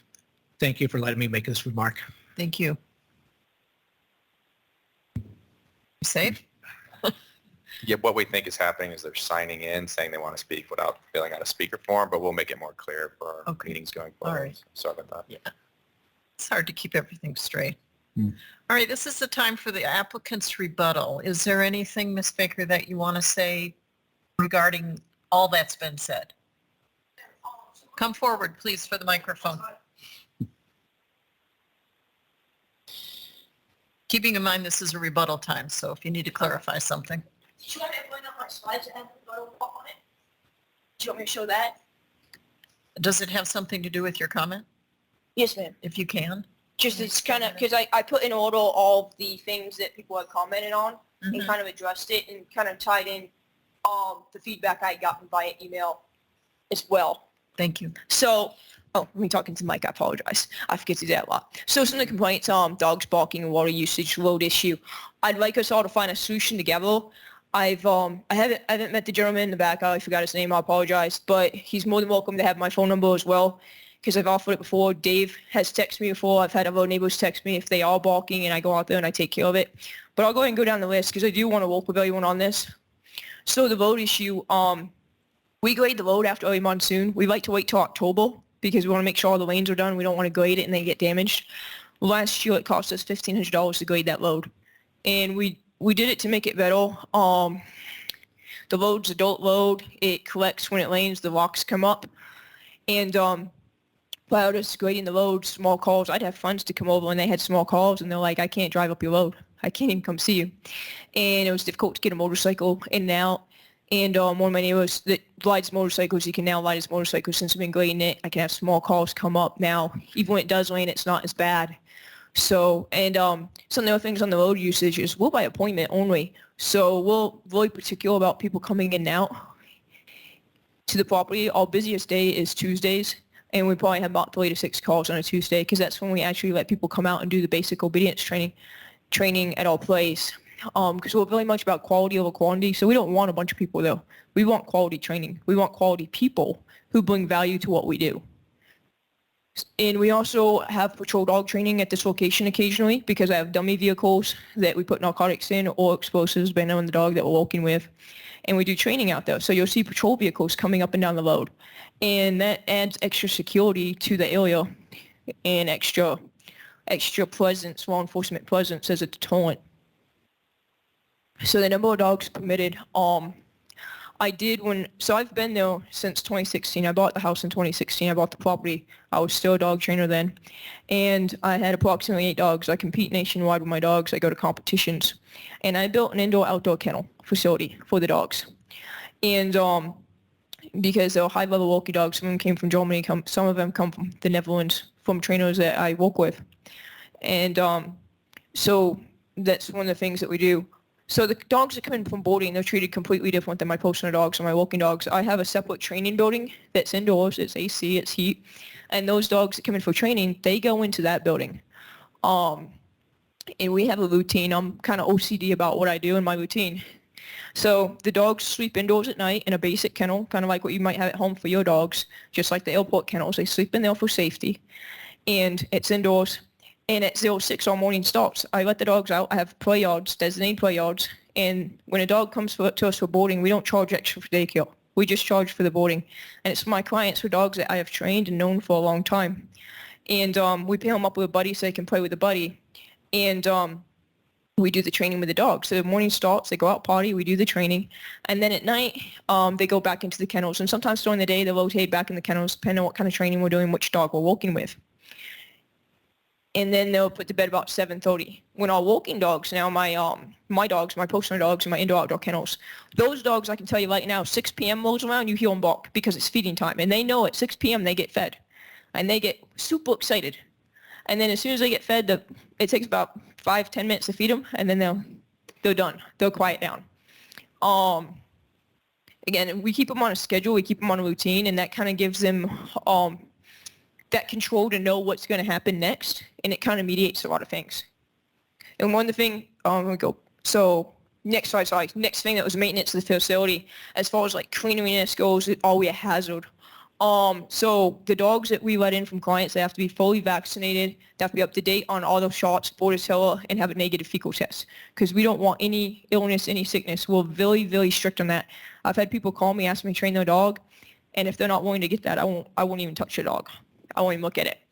We put hay in the play yards. So we put straw hay in the play yards. In my indoor outdoor kennels, the outside of them for my personal dogs has hay. So what we do is it soaks in pee, urine, it soaks in feces.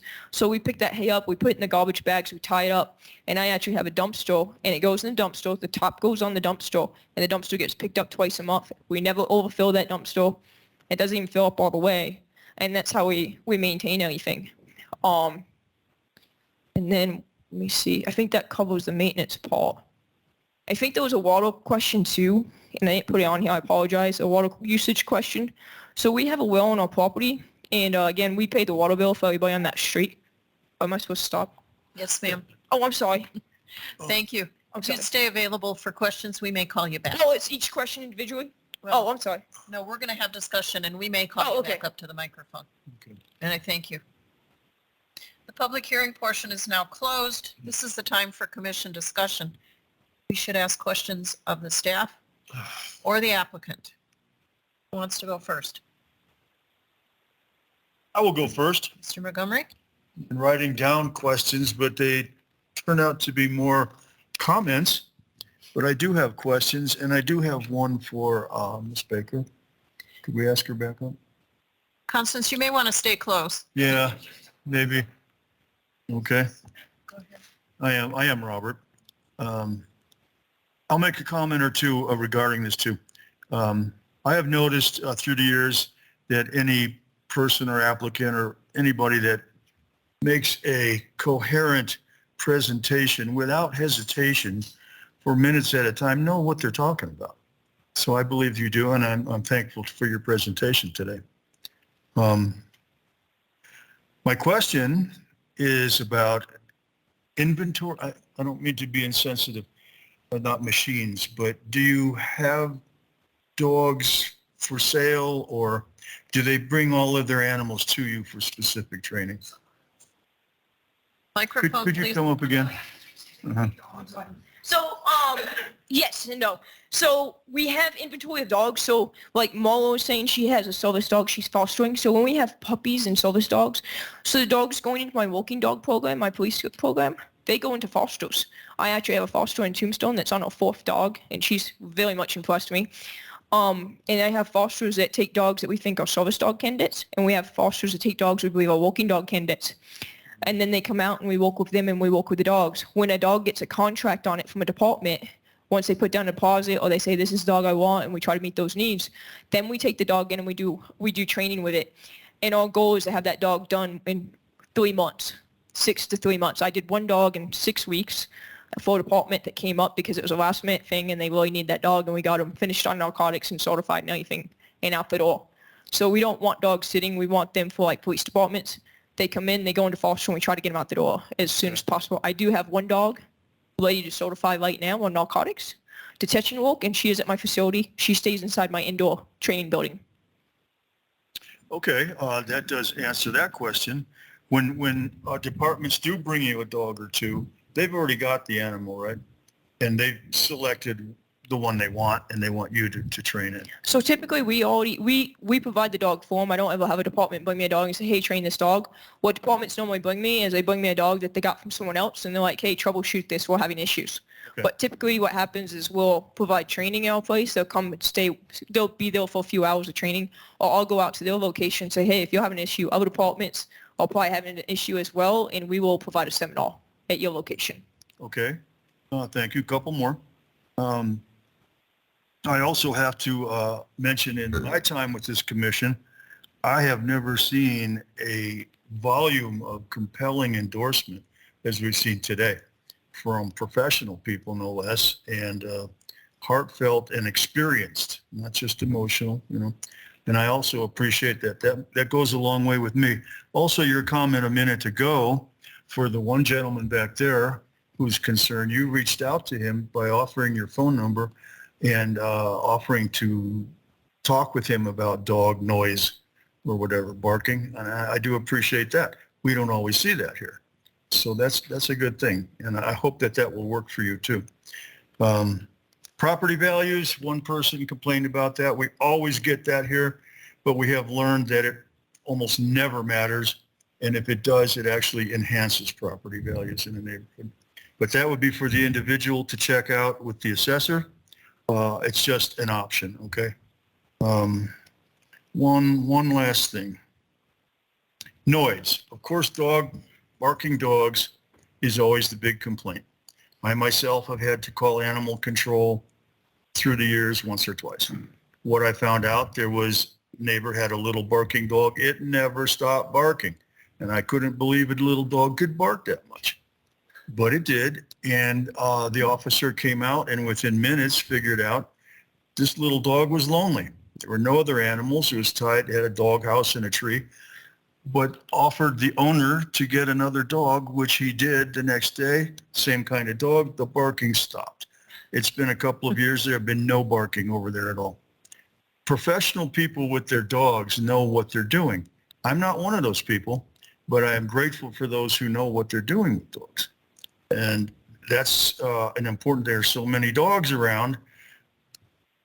Someone mentioned that it's the owners who need the training, and I do believe that. So I am compelled to think you're doing a great service. You have so much endorsement through the community in the professional ranks. It means a lot. So I'm going to wish you well. Thank you, sir. Okay. I'm done. Thank you, Mr. Montgomery. Mr. Gonzalez. I have a question and a couple of comments. You know, I've been out in Cochise County. I live in a rural setting, a farm and a ranch and that kind of thing. All of my neighbors have dogs.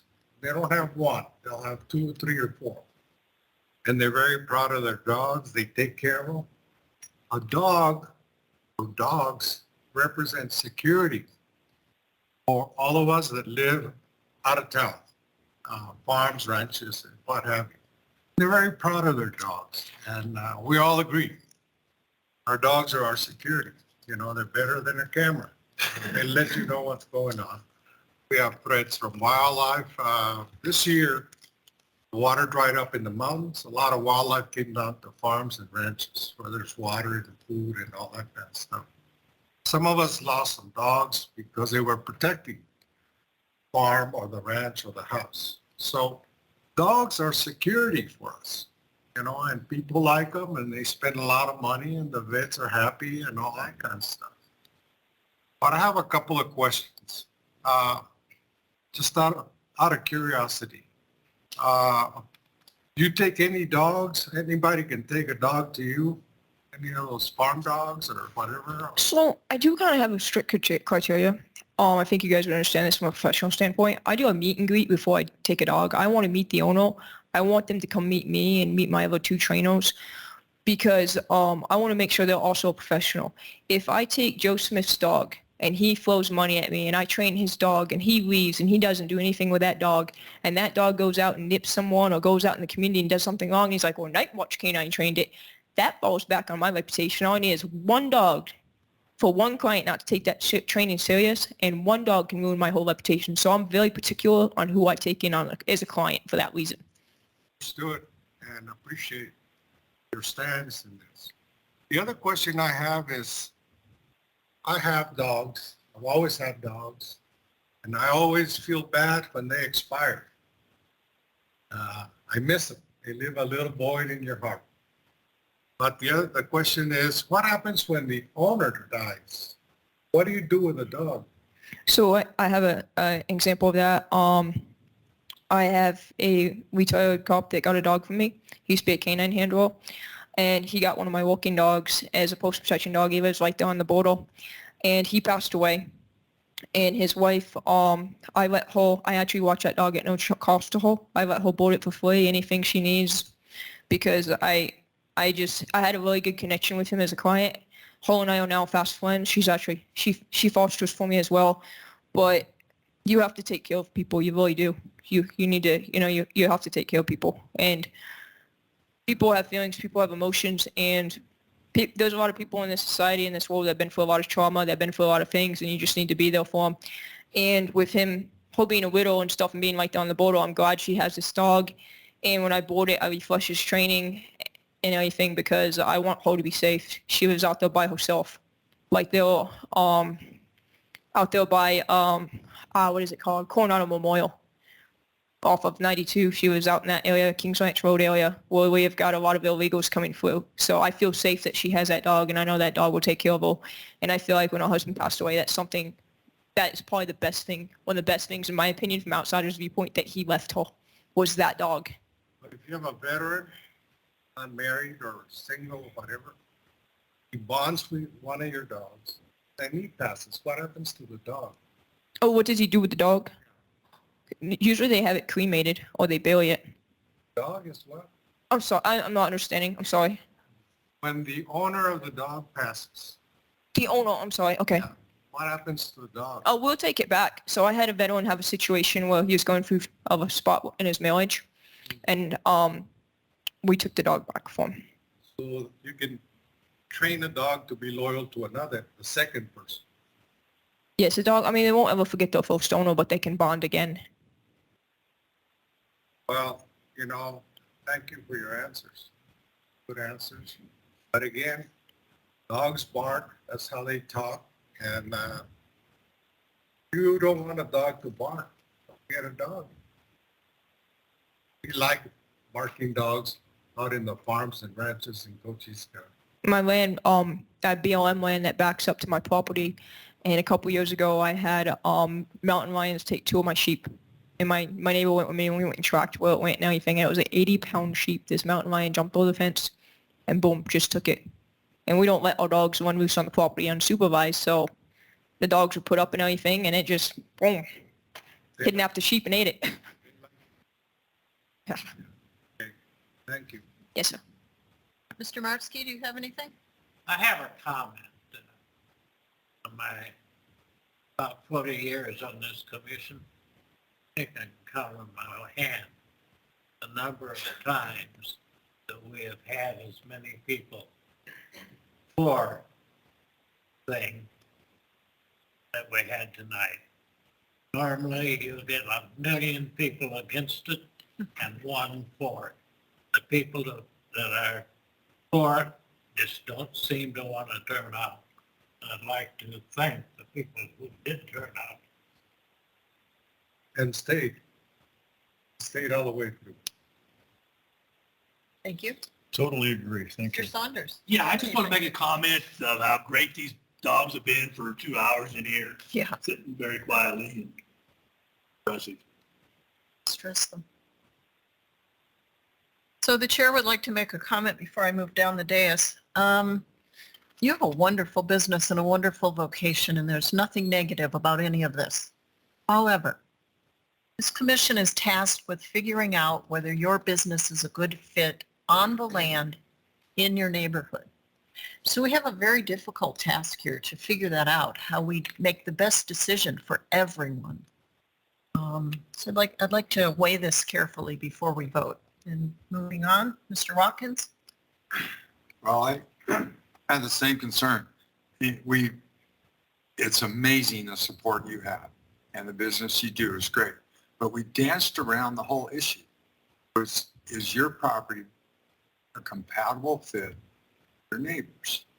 And that leads to a question. Do you see yourself outgrowing this property?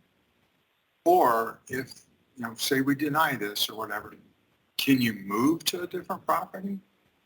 I don't have the means or the funds to move at this time, unfortunately, but I'm more than willing to welcome my neighbors. Someone had mentioned to me insulating the building that we use for training. I was also, I have some, in my personal kennel, I have some areas where I could probably put up some dividers that I could finish out as well to kind of make sure dogs don't see each other in the indoor-outdoor runs so that they don't walk at each other.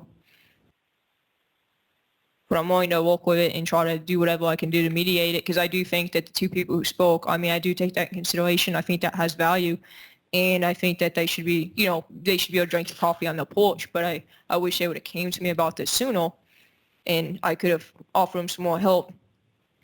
But I do know that, like, the 2 people who aligned my property, the 2 neighbors, I have one neighbor who's just who spoke, he's like 100 feet. He's the closest one to my kennels. And we talk all the time. He communicates with me. If there's an issue, he sends me a text, or he just comes and knocks on my door. And I'm like, oh man, was my dog doing barking, or was this or that? And he tells me, and I go out there and I try to mediate it. If I'm out of town, I have my other trainer stays on my property. Someone stays out there, and she stays out there for me and makes sure everything's good. She actually parks her RV right out in the back where the training room is in the big boy kennel, and she'll call me at night and be like, they're quiet, they're good, everything's good, everybody's been put to bed. Understood. Just a comment. There's a trainer that lives a couple miles south of me, and he does international police stops. That's all I know about his business. And every once in a while, if the wind's just right, I can hear his dogs bark. But we're a lot more rural. So any effort you can do to keep the dogs quiet, your neighbors will appreciate. Yeah, so in my other trainer back here, Lee, he's actually for the past 6 months been researching how to insulate that training building. So that's something I've been looking at. What I hate to do is not know, like, if this is going to get approved and invest that money in that, and then us not get approved, then I don't have any means to pay off that loan that I get to insulate that building. That's kind of one of my concerns. But I'm more than willing to do it. He's been watching YouTube videos and researching like materials and the best way to do it and everything. So. Thank you. Madam Chair. Mr. Limbach. I do appreciate what you do, and as a retired law enforcement myself, I appreciate the services that your dogs provide for military and law enforcement and other agencies. How long have you resided on East Valley Drive? I bought the house August of 2016, approximately August, June-ish. I closed on it. And before I moved there, I've been training dogs, like I said, since I was 15 years old. When I lived there before, I was training dogs too. So when I moved there, I continued on with training dogs. I actually did a seminar out there. I brought in 2 guys from the Netherlands.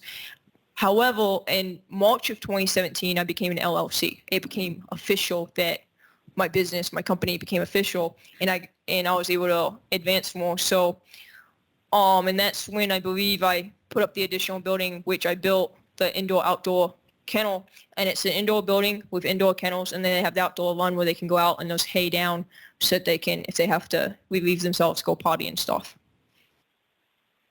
Madam Chair, is it appropriate to discuss this report?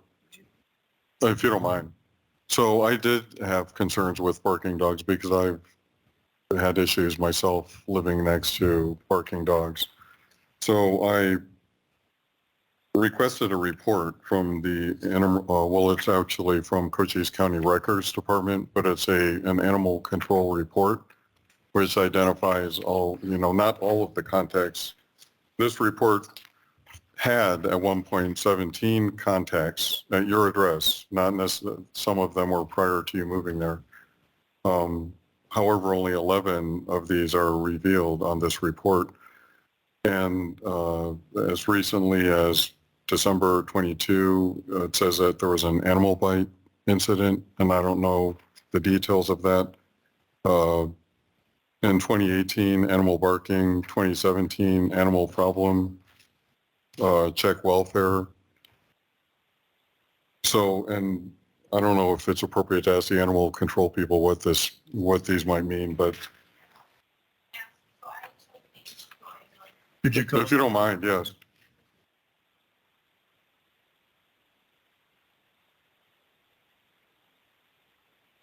So the bite, I actually took. Constance called me immediately after it happened. Her trainer right here in the back had been assessing a dog. The dog had stepped out of the vehicle, lunged at him, and severely injured him. This was their first meeting. The owner never got back to me. She immediately, or I guess you drove yourself to the hospital against advice of other people. He drove himself to the hospital. Constance met me there. We went over everything. This was the first time they were meeting the dog, and that is the only bite I can recall since being here in the 2 years, and I don't believe that there's been one in the 3 years that Amber has been here either. The owner never got back to me, but we handled that the best way that we could, and that was really just a freak accident of the first time they were doing a meet and greet with the dog and it did not react the way that they had thought it would. So Yeah, it was a there was a training issue. It was a training not a related. training issue. So I they mean, a had, training related event. they had Sorry. scheduled a meet and greet, which is typically what you do. So yes, to go into training, to become a client. So Understand. the person had driven down from Tucson. He was down here because he was supposed to be joining the military. So he had brought his dog with him. Constance always asks, and this is something that I went over, and I believe it's in the report as well, if you look at it. If they're aggressive, they have any previous bites, if they're up to date on vaccines, all of that. I don't believe you had gotten current vaccines since it was the first time it was a meet and greet. But this owner had an aggressive dog that reacted, and he did not disclose that at all. And animal barking goes without saying. I understand that. Yeah, and those, What would be an example of an animal problem or a check welfare? What exactly do those mean? Okay, please. The check welfare, I was in a relationship, and we had his kid for the summer, and he was going for a custody battle, so it was one of those things where she called in and just wanted the kid checked on and complained. Just usual back and forth bickering-ish. Oh, so that had nothing to do with an animal. No, so it had to do with the kiddo. And then my last question is animal problem. What exactly would that? Oh, I don't remember. The animal problem, there was one in November 2017 and then March 2016. so those were before our time. It's been quite a few years. So typically animal problems, when the call comes up, it's either a loose dog, sometimes it's a found dog, a dog in a yard, something along those lines. And then animal barking obviously is an animal barking. But animal problems can range anything from a dog got out, you see a dog running down the street, or even something along the lines of it got into my yard, I have it in my backyard, something like that. Okay, thank you. So, Mr. Limbach, you have more? well, I do have a question, and I apologize if I'm asking prematurely, but would this be the time to propose? Never mind, I think it is. I'm done. Okay. I have one. Mr. follow-up Watkins. question that was just brought up. Do you ever get neighborhood dogs come visit you? Oh yeah, my neighbor's dogs love me. So I love you, Dave.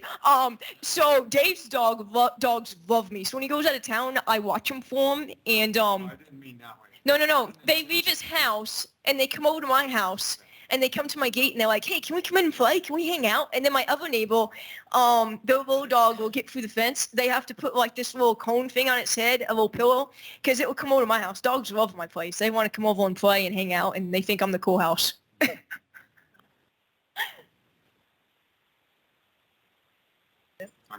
I do have one question. Today, how many dogs are at your house? So today I have Delta. She's a Malinois that I trained. She's boarding with me while her family's out of town. I have Kayla, who's a little tiny doodle like this big, and I trained her, so she's boarding with me while her family's out of town. And then I have a dog that I trained as well, but he goes home tonight, so his owners picked him up already for today. Those are the client dogs that I have, and then I have a board and trained German Shepherd. And my personal dogs, I have 8 personal dogs at my residence. So am I hearing 13? Yes, ma'am. That's what I'm hearing. Is that pretty average for you? Yes, ma'am. Thank you. Any other questions? One last thing. Mr. Montgomery? I did hear during the explanations earlier, you don't use negative reinforcement or shock collars or pain to train the animals. Did we hear that right?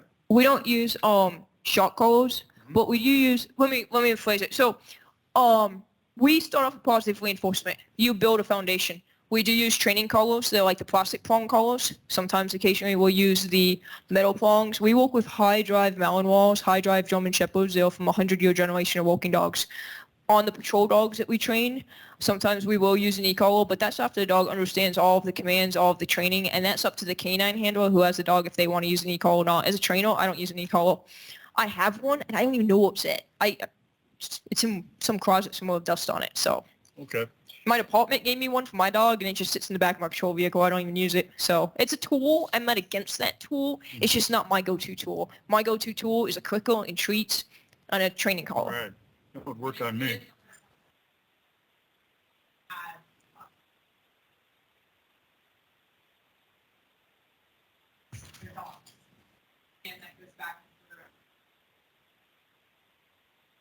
Thank you. The last thing I will say today, I know from talking with deputies and animal control people through the years, there are noise ordinances in Cochise County. And that would include dogs barking. It's loud music, it's hot rod engines, it's all kinds of noise control. I don't know what it is, but I've been told at one time, if it's too loud for the neighbor and they call you to complain, it's too loud. You have to turn it down. You have to do something to comply with the neighbor's peace of mind, let's say. So I don't know what the actual technical threshold is, but I know there is one. And if a neighbor was having a serious problem, could they not appeal to the sheriff's office that way or animal control? I'm sure they could. Do you want the girls to come up? This is the last time I'll ask you. Could you come up and say that in the microphone? Sorry. All right. So yeah, so you have barking ordinances in Cochise County. They're seen as any dog barking excessively for more than 10 minutes. That's an excessive barking complaint. Okay. Any resident in Cochise County can make those complaints. And like I had said, I had never received one to Baker's residence because I started in 2020 and those are listed before then. So. A little humor, does that apply to coyotes? No, unfortunately not. Not for wildlife. All right, thank you. That's a definitive answer and I appreciate it. Yes, sir. I am good. Thank you. Anyone else? Mr. Limbach, do you have doubts whether we should proceed or? No, I guess my question was about a proposed modification to make this work for everyone. But I think I was premature. The condition, yeah. Yeah. Do you have a suggestion as?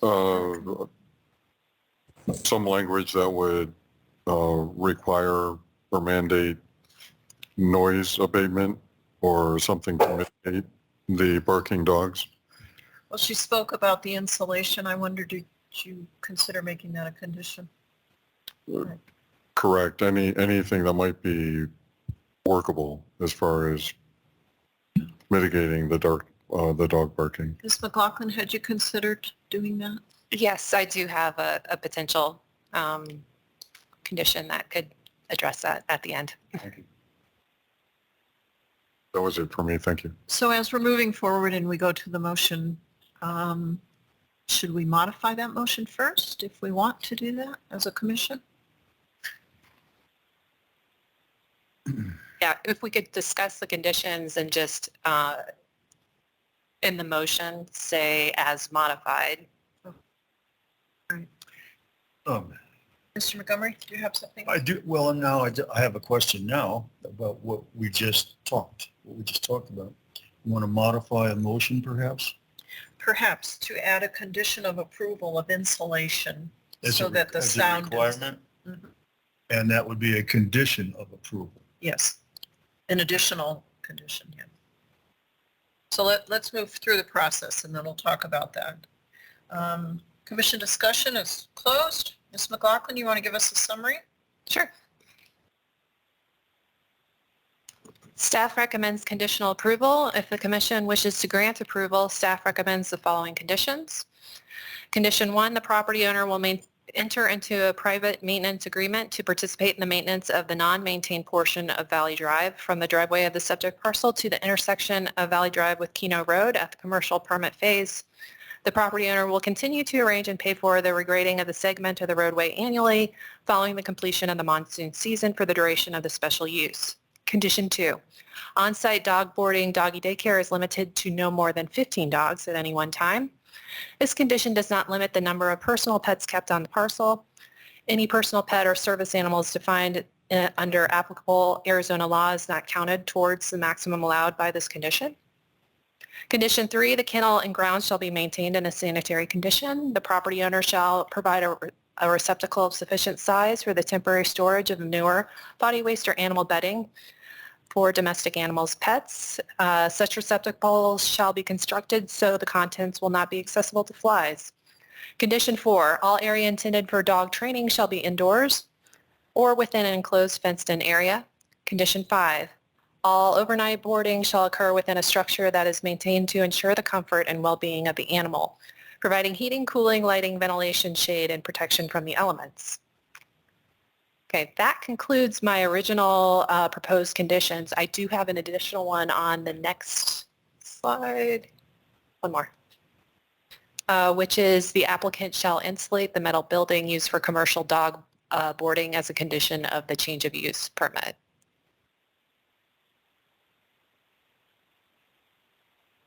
And this is the sample motion. If you wish to include that, you can just say as modified.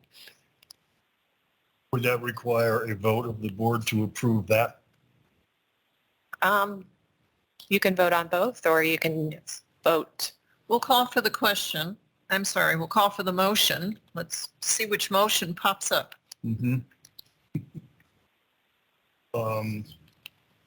Someone like to make a motion, please? I will make a motion on the first motion. Madam Chair, I move to approve docket SU 23-22 Valley Doctor Animal Husbandry with the conditions of approval recommended by staff and waiver requests requested by applicant. The factors of approval constituting findings of fact. Thank you. Do I have a second to that motion? Second. So second, Mr. Gonzalez. We'll take a vote on that motion. Well, we need to. Discussion? Well, add that other one. We need to modify this motion. Mr. Montgomery could, Vote on the motion. yeah, if Mr. Montgomery could state whether he wishes to include condition number 6 in his motion, then let's get a complete motion. Okay, Mr. Montgomery will deny including that secondary motion as I want to vote on this. I do not want to require through another motion the addition of insulation when the applicant has already agreed to do it, but needs to be approved before she can do it. So I don't want to tie the applicant's hands to a secondary motion that is redundant and unnecessary. Can I just say, I believe the applicant will comply and will attempt to, or will actually insulate the building as she's already investigated the way to do it. And I take the applicant at their word and This is rather what I saw coming, so I thought we should vote on this motion and see how it goes, and if it fails, we can vote on another. So, I'm going to take the roll call vote.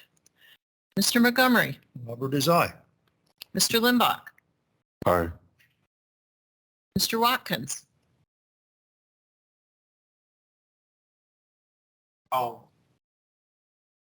Just want to qualify my vote. If you look at condition 6, to maintain comfort and well-being of an animal, providing heat, cooling, lighting, ventilation, shade, that also has a way of saying insulating. So I'm going to say aye. But we're not including that in this vote. I understand that. Okay. Mr. Watkins votes aye. Mr. Gonzalez. Aye. Mr. Martsky. Aye. Mr. Saunders. Aye. Ms. Welch. Aye. Chair votes no, but the motion does carry. So we don't need a Are we good? Yes. All right. Any individual disagreeing with this action has the right to appeal to the Board of Supervisors within 15 days. An application for appeal is available from the clerk at the office Monday through Friday, 8 to 5, or online at cochise.arizona.gov. And congratulations to the applicant.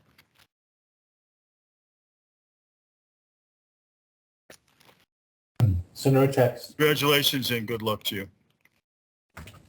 Fucking assholes.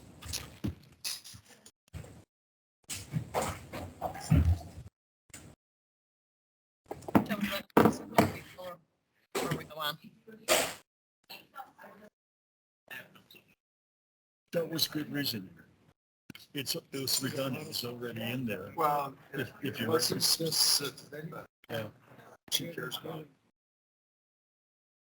Like to see salary Sure.